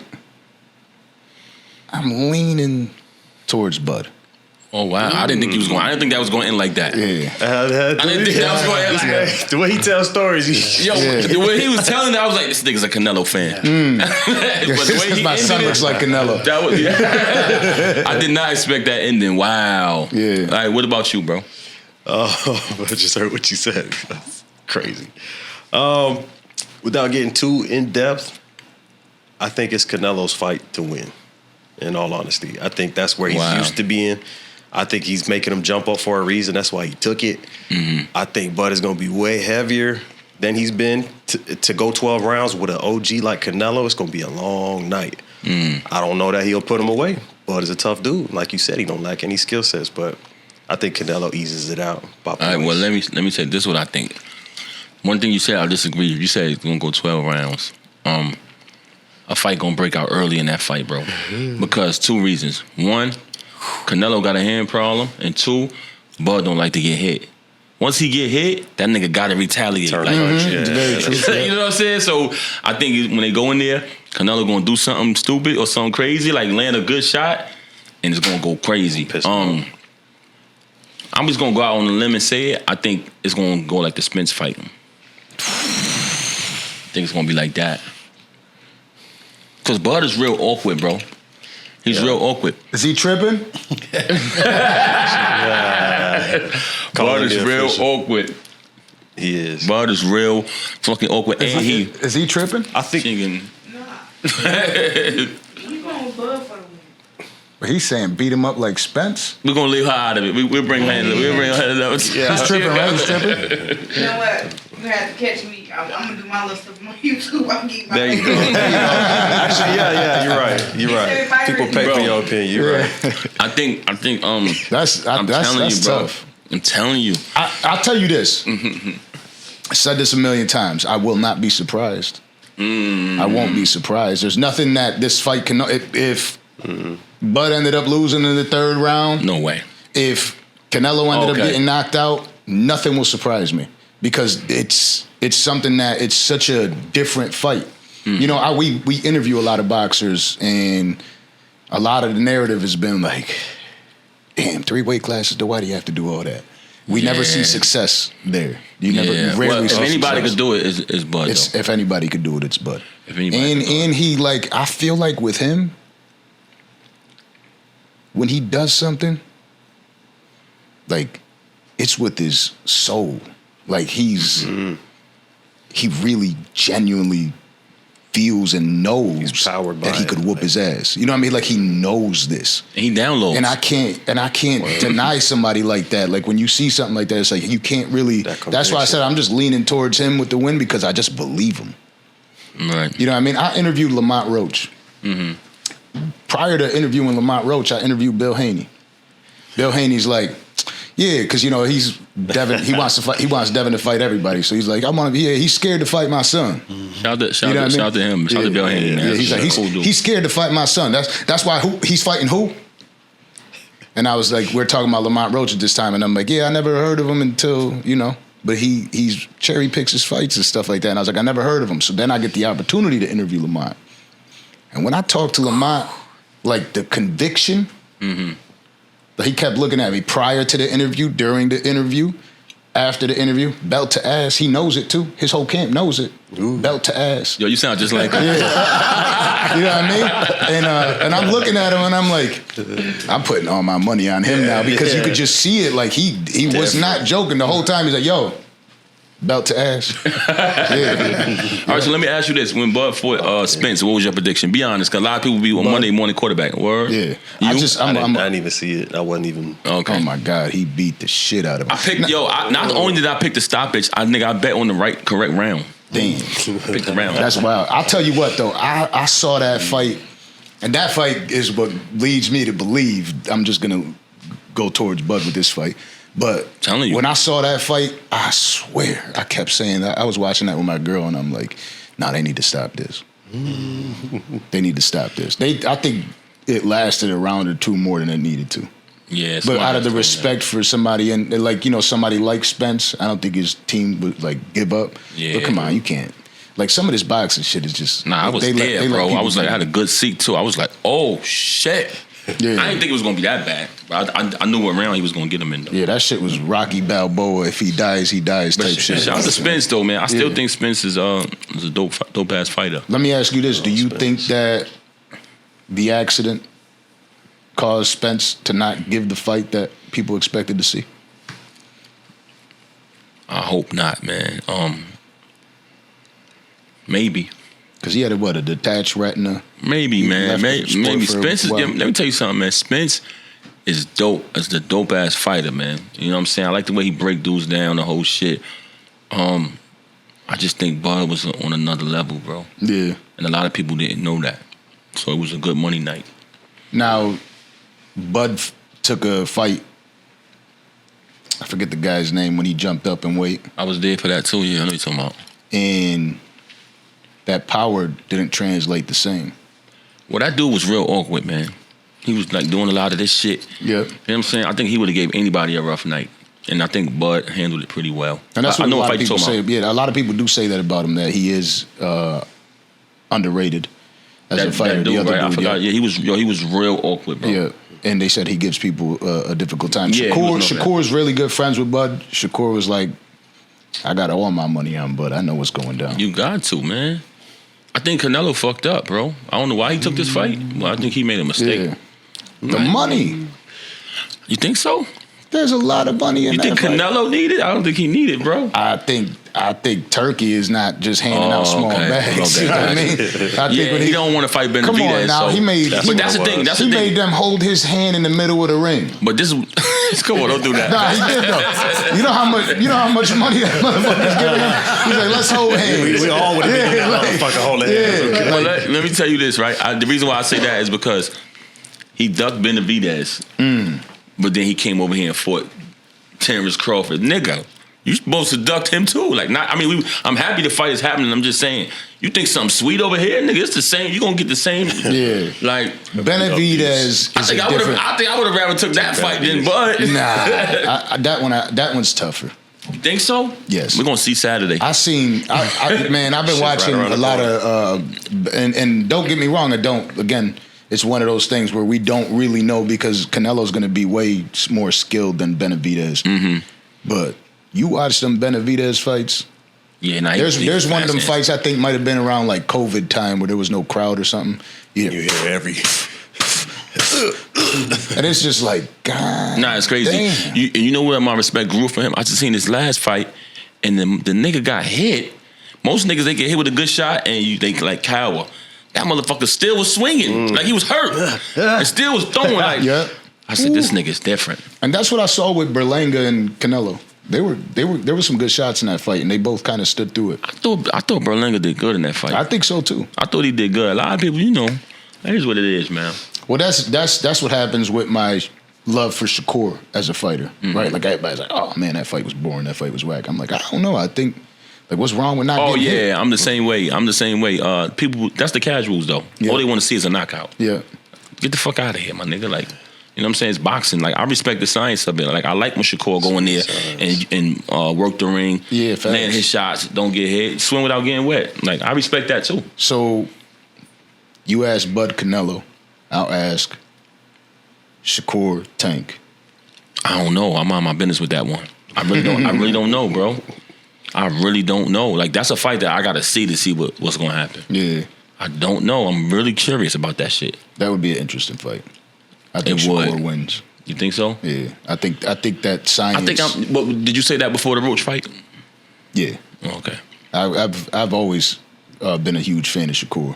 I used to be a huge fan of Tank. I just don't like the fights that he kept picking, like dehydrated fighters. And I was kind of like, like I like the people. Even surprisingly, I feel like Devin Haney is one of those guys. He doesn't duck a challenge. You took the words right out of my mouth, man. Pause. I was just about to say, Haney. I don't know what's wrong with niggas. Like for some reason, ever since that Ryan shit, they think something sweet about Haney. Yeah. Why? The nigga cheated. You You know what I'm saying? Haney is still a problem, bro. And I feel like he's going to show that. He's going to prove that. He's going to prove niggas wrong. Yeah. For some reason, niggas be talking about him like he ain't shit now. Haney this, Haney. I be like, yo, all right. He takes all the biggest challenges. Nigga, Haney is the truth still to me, bro. Until somebody like really do him dirty, I'm not going to say that, bro. And then the thing about that fight is, I think there was a lot of emotion that caused him to take that fight a different way than Haney's normal fighting style when he fought Garcia, whether he was on steroids or not, right? Like, Haney, bro. No, I know. Like Haney doesn't even fight like that normally. He's more like, patient. Yo, but he was trying to knock him out. As soon as he got caught, it was all about the payback. I'm gonna keep it real with you, bro. I bet on Haney. I was at that fight. Me too. Every time Ryan hit Haney, bro, he went flying across the fucking ring. I was so confused, my nigga. Like, what's going on? Fuck the steroid shit, which came out later. Yeah. That night, like sitting in the audience, I was looking at that shit like, yo, what the fuck is going on? Me too. Yeah, I was so confused, my nigga. I'm like, yo, what the is that Ryan Garcia there? Rocking, yeah. Bro, when that shit came out, I said, I knew it. It made perfect sense, bro. Shout out and rest in peace to Wham. SpinThaBin. Oh yeah. We had him up here. He just passed away about a week ago. Condolences to his family. It was me and him. We argued about that fight. He was like, "I'm telling you, Garcia gonna win." I'm like, "No way." Oh my God, he said that. And I'm Haney all the way. Mm-hmm.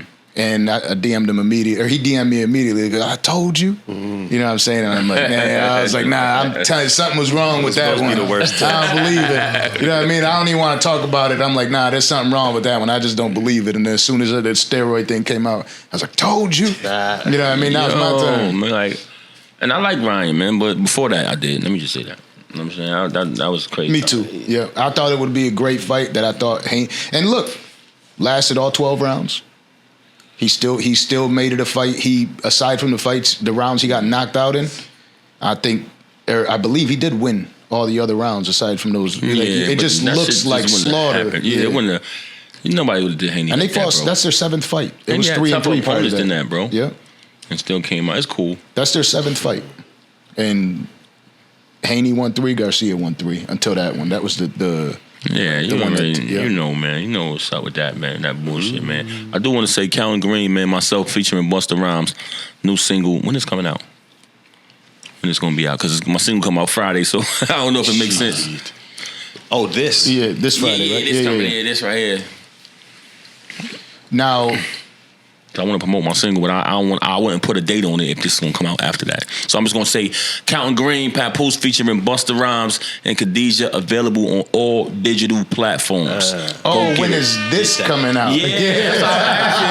I'm like, why did you tell me when the record is coming out? Nah, I'm asking because I don't want to be. You know what I'm saying? Smart. TV ready. Yeah, we'll probably. We could drop it whenever. I think the way I did it is the best. Yeah. Because you could use it however. Yeah. Now, I do want to get into this before we let you go. It's been refreshing and also probably annoying as hell for you dealing with the new relationship, right? And then everybody popping out and having their opinions because it seems like, again, rumor mill, and they're putting Claressa through it all. Like every day they got something to say. How has this been for you, this journey with the GWOAT? Well, Clarissa is the best thing that ever happened to me, man. You know what I'm saying? Gotta say that, man. Definitely one of the best things that ever happened in my life. Very beautiful, very outgoing. So much love, man. So much fun. Smart. Come on. You know what I mean? People don't know. They don't know, man. You know what I'm saying? Just a blessing in my life, man. Love her to death. And she's been. So I'm sorry, I didn't mean cut your wisdom, but man, we don't pay that shit no mind, man. Yeah. We be having fun. We be laughing at that. People think Clarissa cares. She don't give a fuck, bro. Yo, bro, she be out there, man. I'm like, yo, she's so fast. Like, they can't keep up with her. That's one of the reasons they mad on the low. Like, she's all over the fucking place. Like, she knocking motherfuckers out. She's putting out music. You know what I'm saying? Right. She's fucking doing the latest TikTok dances. You know what I mean? She wears so many hats, man. She amazing, man. And what's it been like for you also like getting to share the ring. You know what I mean? Have we seen you hitting the speed bag and stuff like that? So like, has she been helping you improve your skills over there? Yeah, I be trying to get all of her secrets, but she won't give me all of them. So she just be telling me like little shit. Like she be like, I showed you my secrets. I'm like, no, you don't, man. Like there's something else going on. Like, you know what I mean? I see how you break motherfuckers down. Yeah.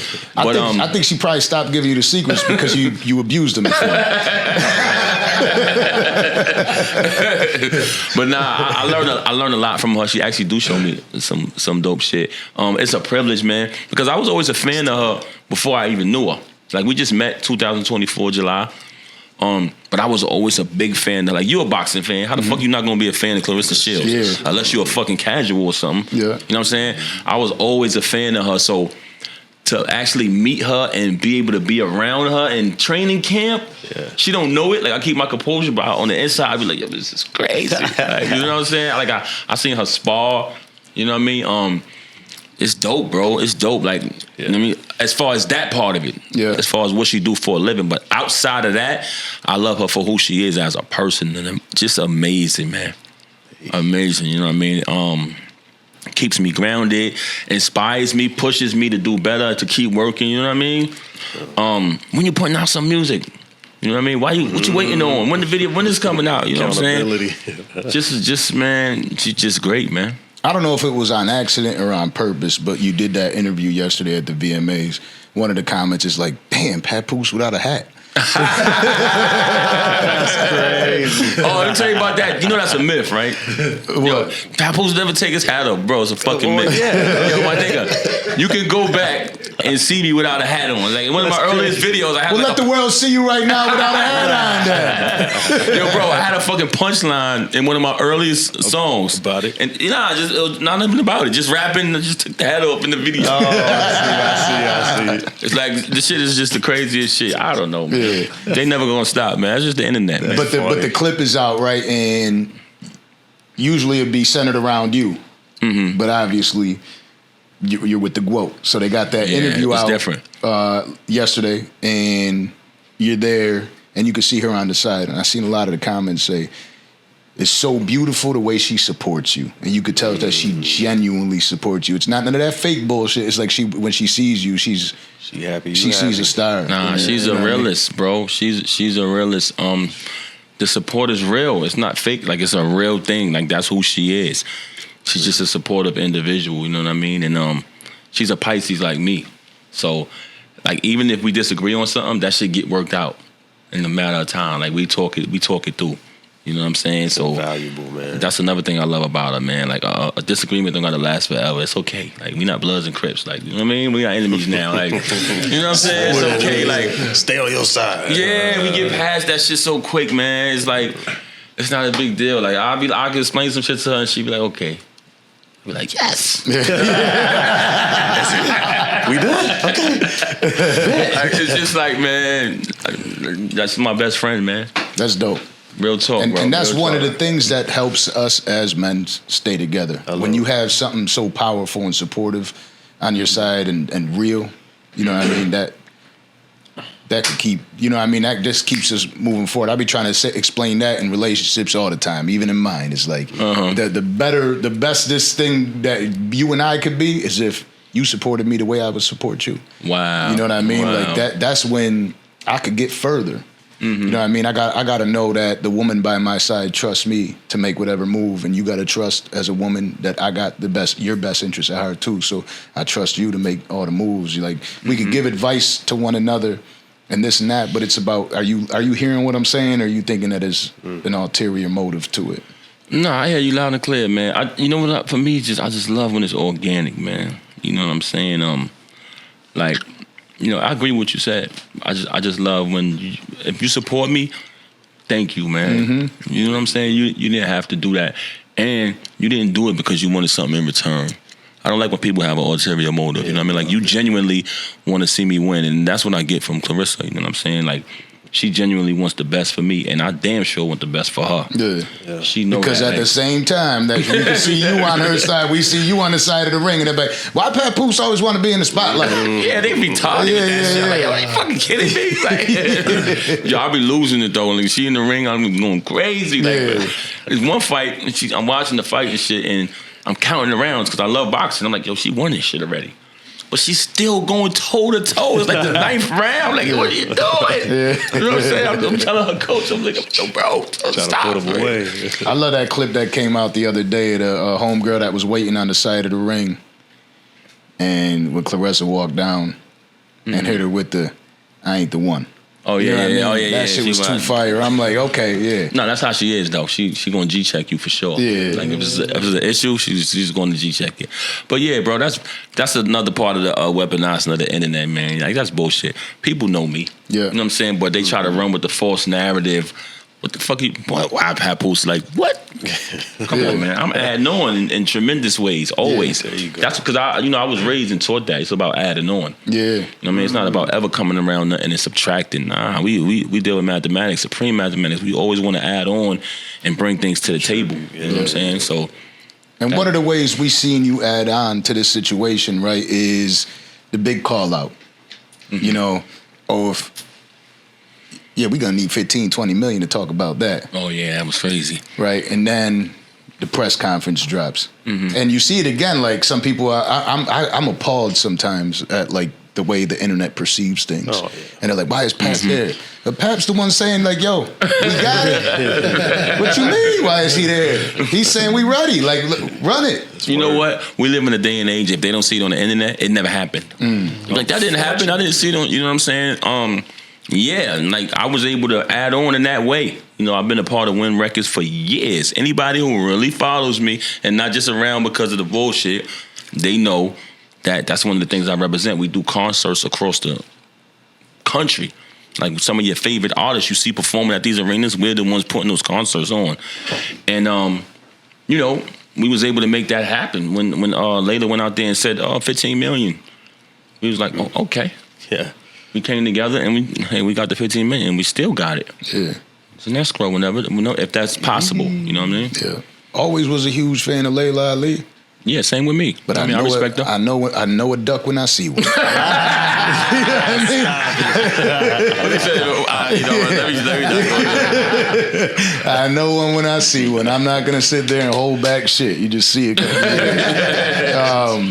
I mean, you know what? It's just a false narrative. People try to make it seem like Clarissa is doing something. You know what I mean? She just made a response to what was out there. You know what I mean? But shout to Layla Ali, man, and her whole team, and you know, nothing but respect from me. Absolutely. And then on top of that, that's where we get to the closer with you, the head of hip hop at TuneCore. A lot of things that these kids don't really understand about music. You are a library for one of the legends in the industry, and obviously with the knowledge that you have, like you said early on, student of the game, right? So talk to us, how did that position come about and what it's like? I'll tell you, man. So I came to a point where I said, damn, it's crazy to say this because I told y'all the story about how I got into music and all that shit, right? I came to a point where I was like, yo, man, you know, I've been doing this music thing so long that I want to know who I am outside of music. You know what I'm saying? Like, in every chapter of my life, whether I was in the street or whether I was doing the right thing or the wrong thing, or just being a family man, you know what I'm saying, raising my kids, taking care of my family, music was always there. I wondered what it would be like without that. So I said, you know what I'm going to do? I'm going to retire from music. But before I retire, I'm going to drop an album each month, and I'm going to title each album after that current month. So I think it was like 2021. 2021. Yeah, and I did that shit. So when I first started out, I hit Slay. I was like, yo, Slay, I'm about to drop an album every month. He's like, yo, you don't want to just drop one every 3 months? My nigga, that's too much. I said, nah, Slay, I'm going to do it. Everybody told me it's a mistake. They was like, don't do it, bro. I said, fuck that, I'm doing it. Boom. Started out just me. I went in there, recorded January. And every time I did a project, I would send it to, shout to Ebro. He worked at Apple Music. I would send him my project. But before that, I would drop an album like once a year. And by the time I got to March, he was like, I don't know what the fuck you doing, but keep doing it, my nigga. You disturbing the algorithm. Yeah. You know what I'm saying? So as it went on, if you follow that year when I was doing that, you'll see the level of producers go up. You start seeing, you'll see the nigga around the corner, then you'll see Papoose produced by Swiss Beats. Papoose produced by Timbaland.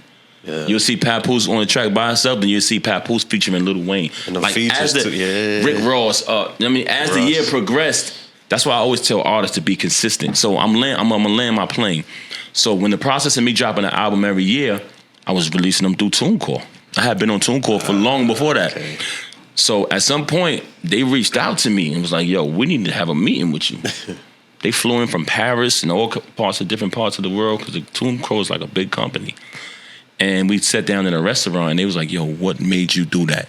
Like, they wanted to pick my brain to see, like, why did you want to put out an album every month? What made you do it? What inspired you? How did it work? Yeah.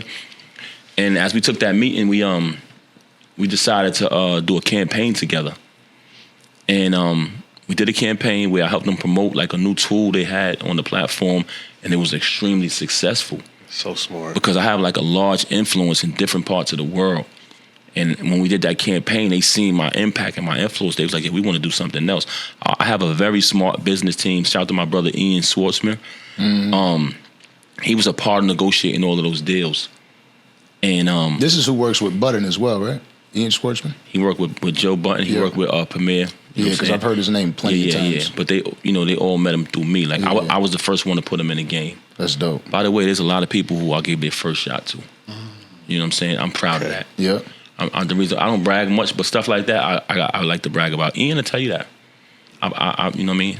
I put him in the game. He was young, hungry, and smart, and I gave him the opportunity to work for me. And I know everybody, so he was able to meet other people.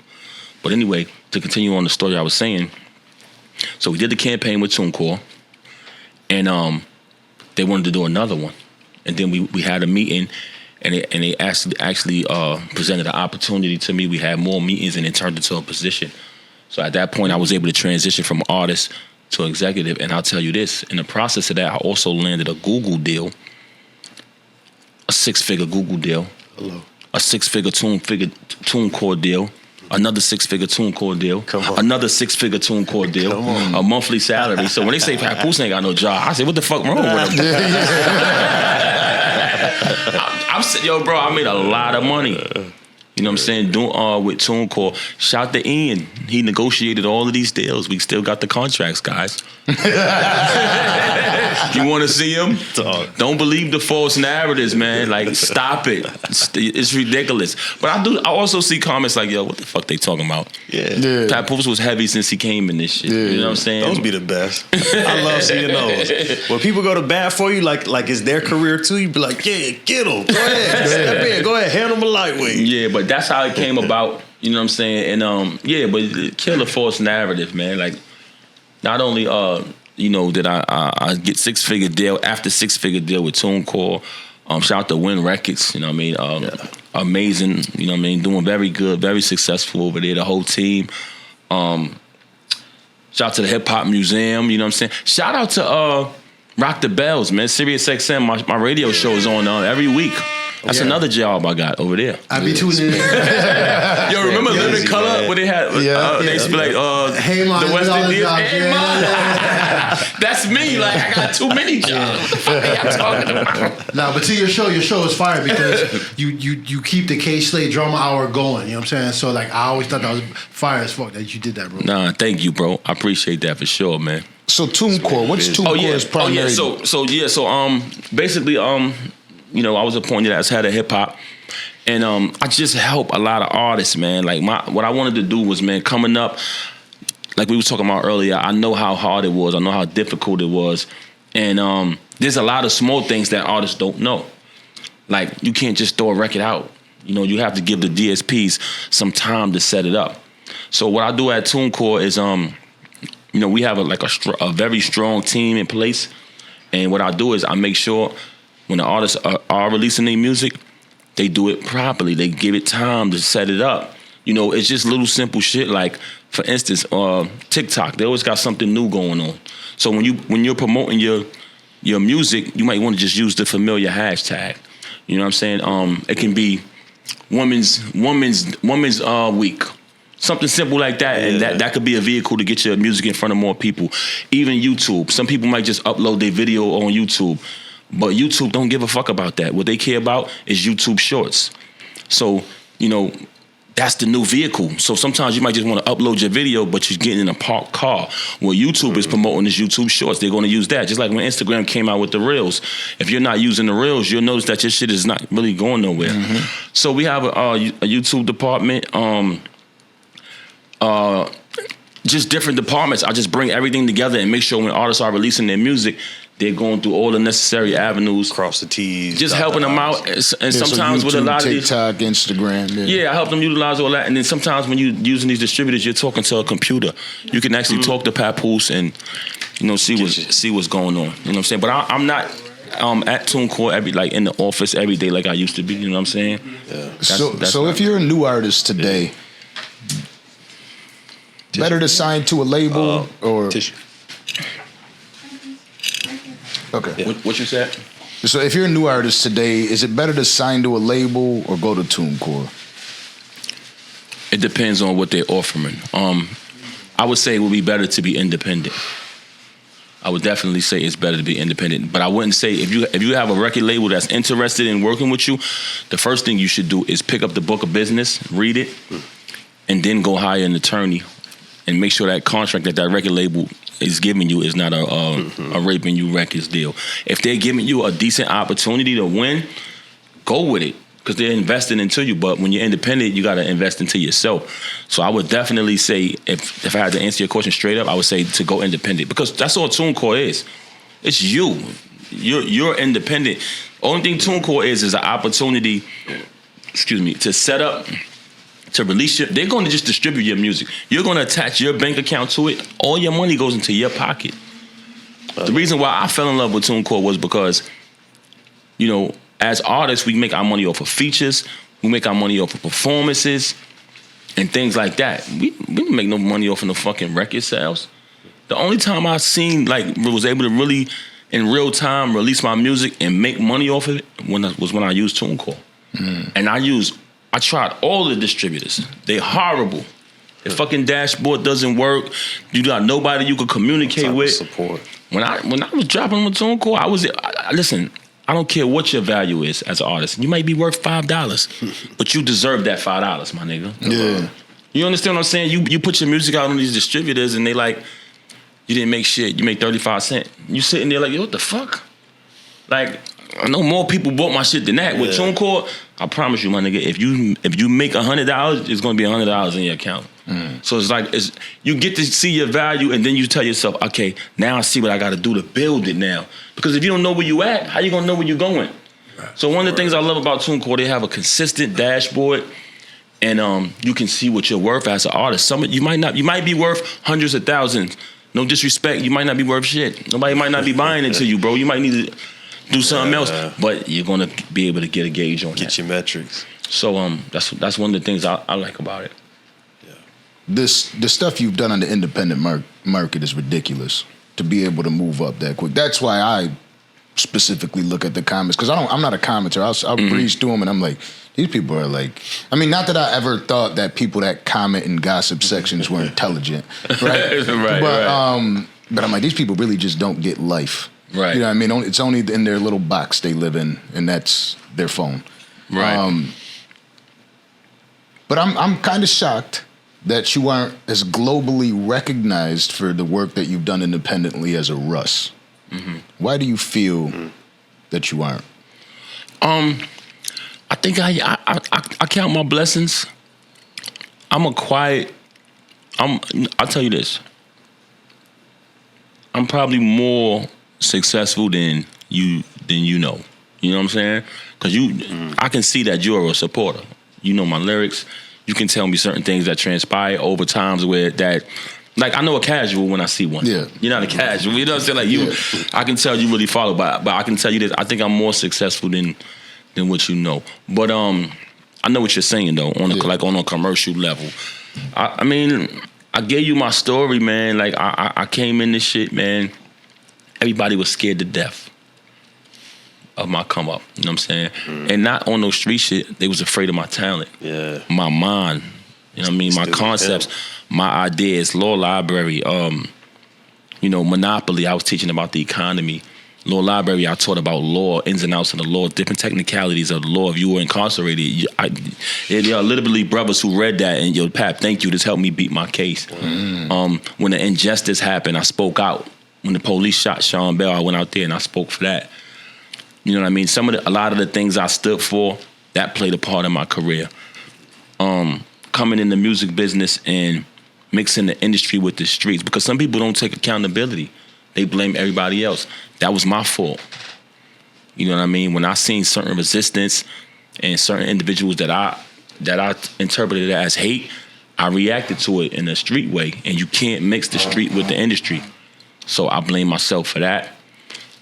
There were a lot of things that transpired. A lot of people didn't want to see me win, you know what I'm saying? Yeah. And that's just the truth. Word. That's not just me saying that. So there were a lot of ups and downs that took place, but I've had a successful career. I made a lot of money. I seen the world, and I'm still going. Yeah. There we go. I still got a lot happening. I was able to transition from artist to executive, which is something that I'm very proud of, because for where I come from, that's the goal.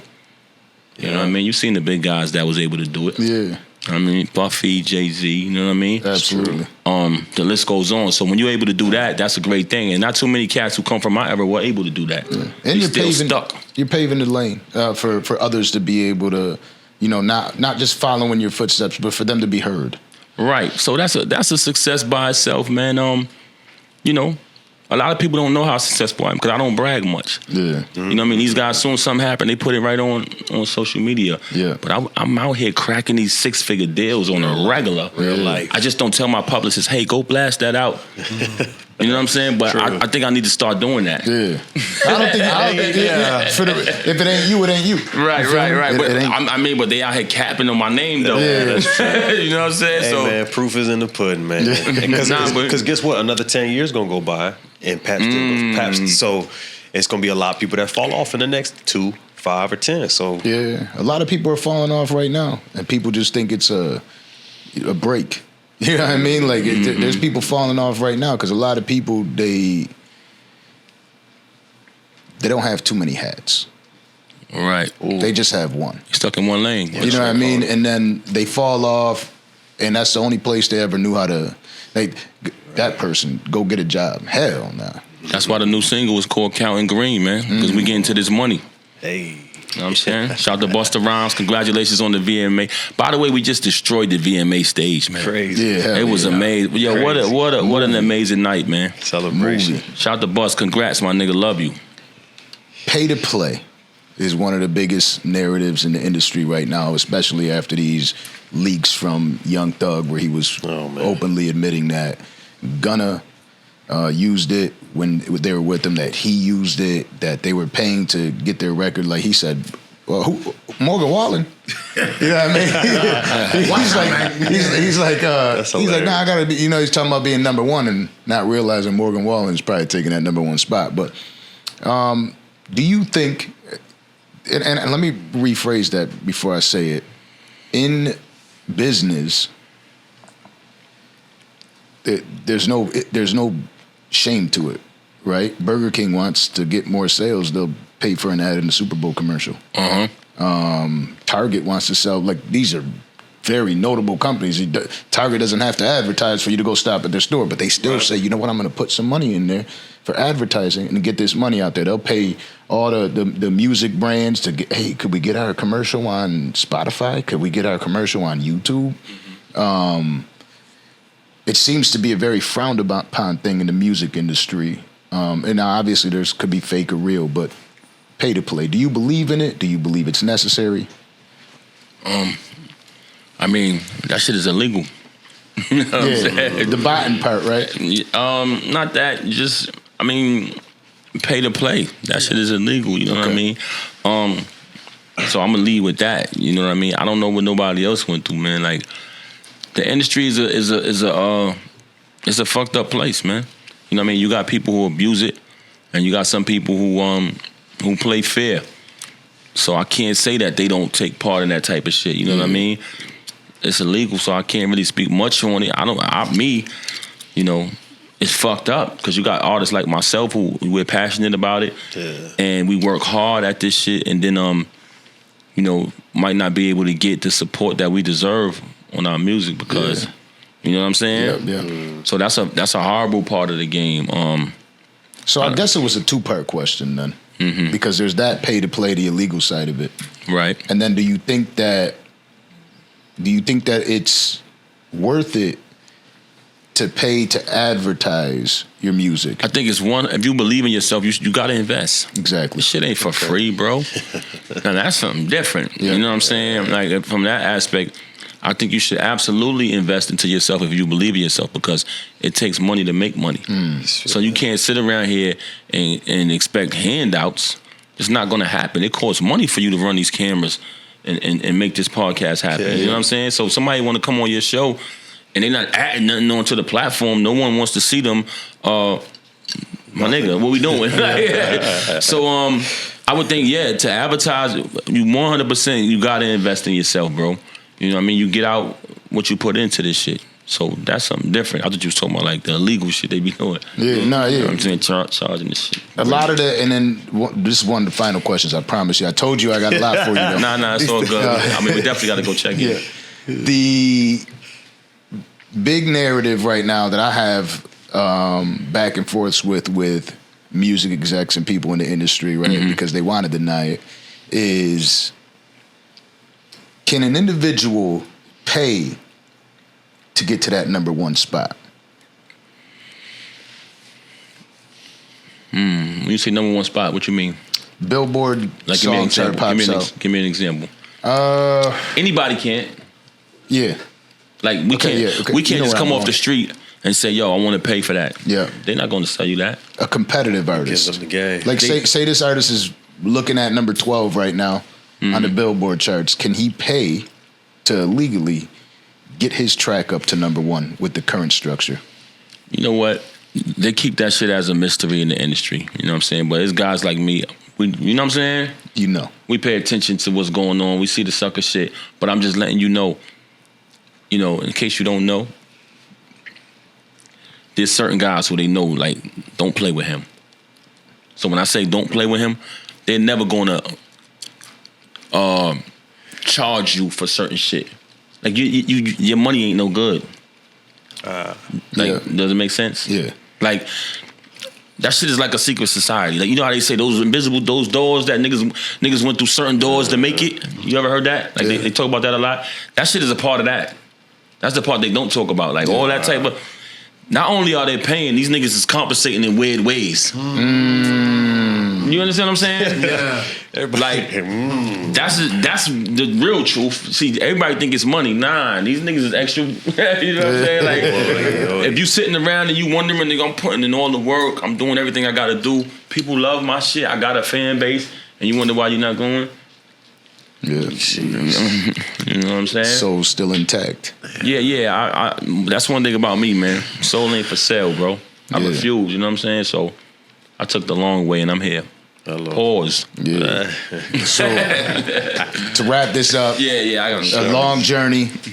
I got my final question for you. This is it. It's my man right here. He got 100 final questions.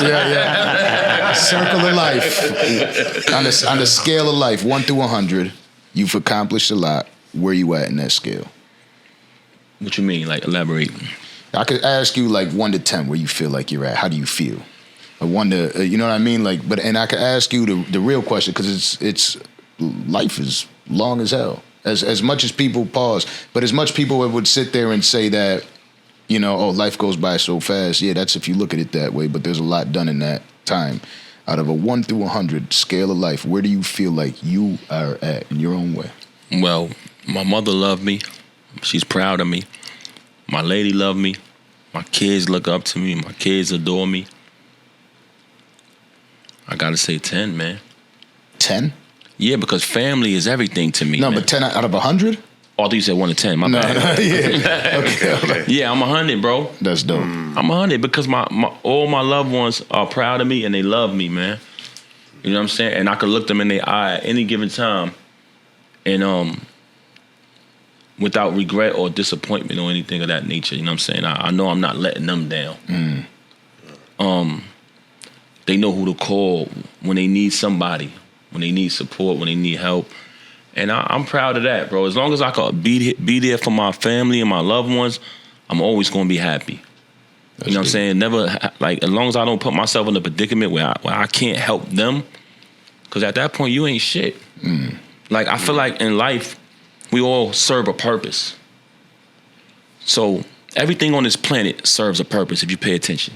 Yeah. Trees, water, everything is serving a purpose. Everything is here for a reason and contributing to life. I feel like that's why you always got to be a good person, because you don't know what your purpose is. So if you're just being genuine, you're serving your purpose without even knowing it. And once you stop serving a purpose, that's the definition of death. You become irrelevant. You extinct. You expire because you're not serving the purpose. So you always got to be genuine. Your purpose might be taking care of your kids.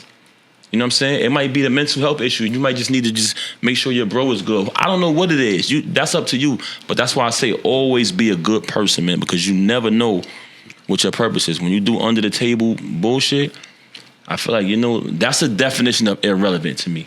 People say, oh, he's irrelevant. Nah, he's not. He's taking care of his mother, taking care of his kids. He's very relevant. You know what I'm saying? You become irrelevant when you're not helping nobody, bro. You don't serve no purpose. You're just taking up space. Like, you know what I mean? So, ladies and gentlemen, that's Papoose for you. I appreciate you coming through. Thanks for having me, man. And it was everything you said, bro. Respect, man. Orlando, great conversation. sign us off. Getting green, counting green, new single, Papoose, first time in a long time. And I got another project real quick I want to promote before I get off here. Yeah. All right, so boom, you see when I be driving in the car rapping and shit. Yep. Some of these wives in here, as they go in the comments, they go, where's he going? You know what I mean? I'm on a journey to save hip hop. That's where I'm going. So I got a project coming out, and that's what it's about. You know what I'm saying? I took the me rapping in the car, I took it to another level, and it tells a story. It's not even a project, it's like a mini movie, but it's a musical. It's a hip-hop musical, and it's me on a journey to save hip-hop, and I think people are going to love it. It's a series? No. I fucking hate him.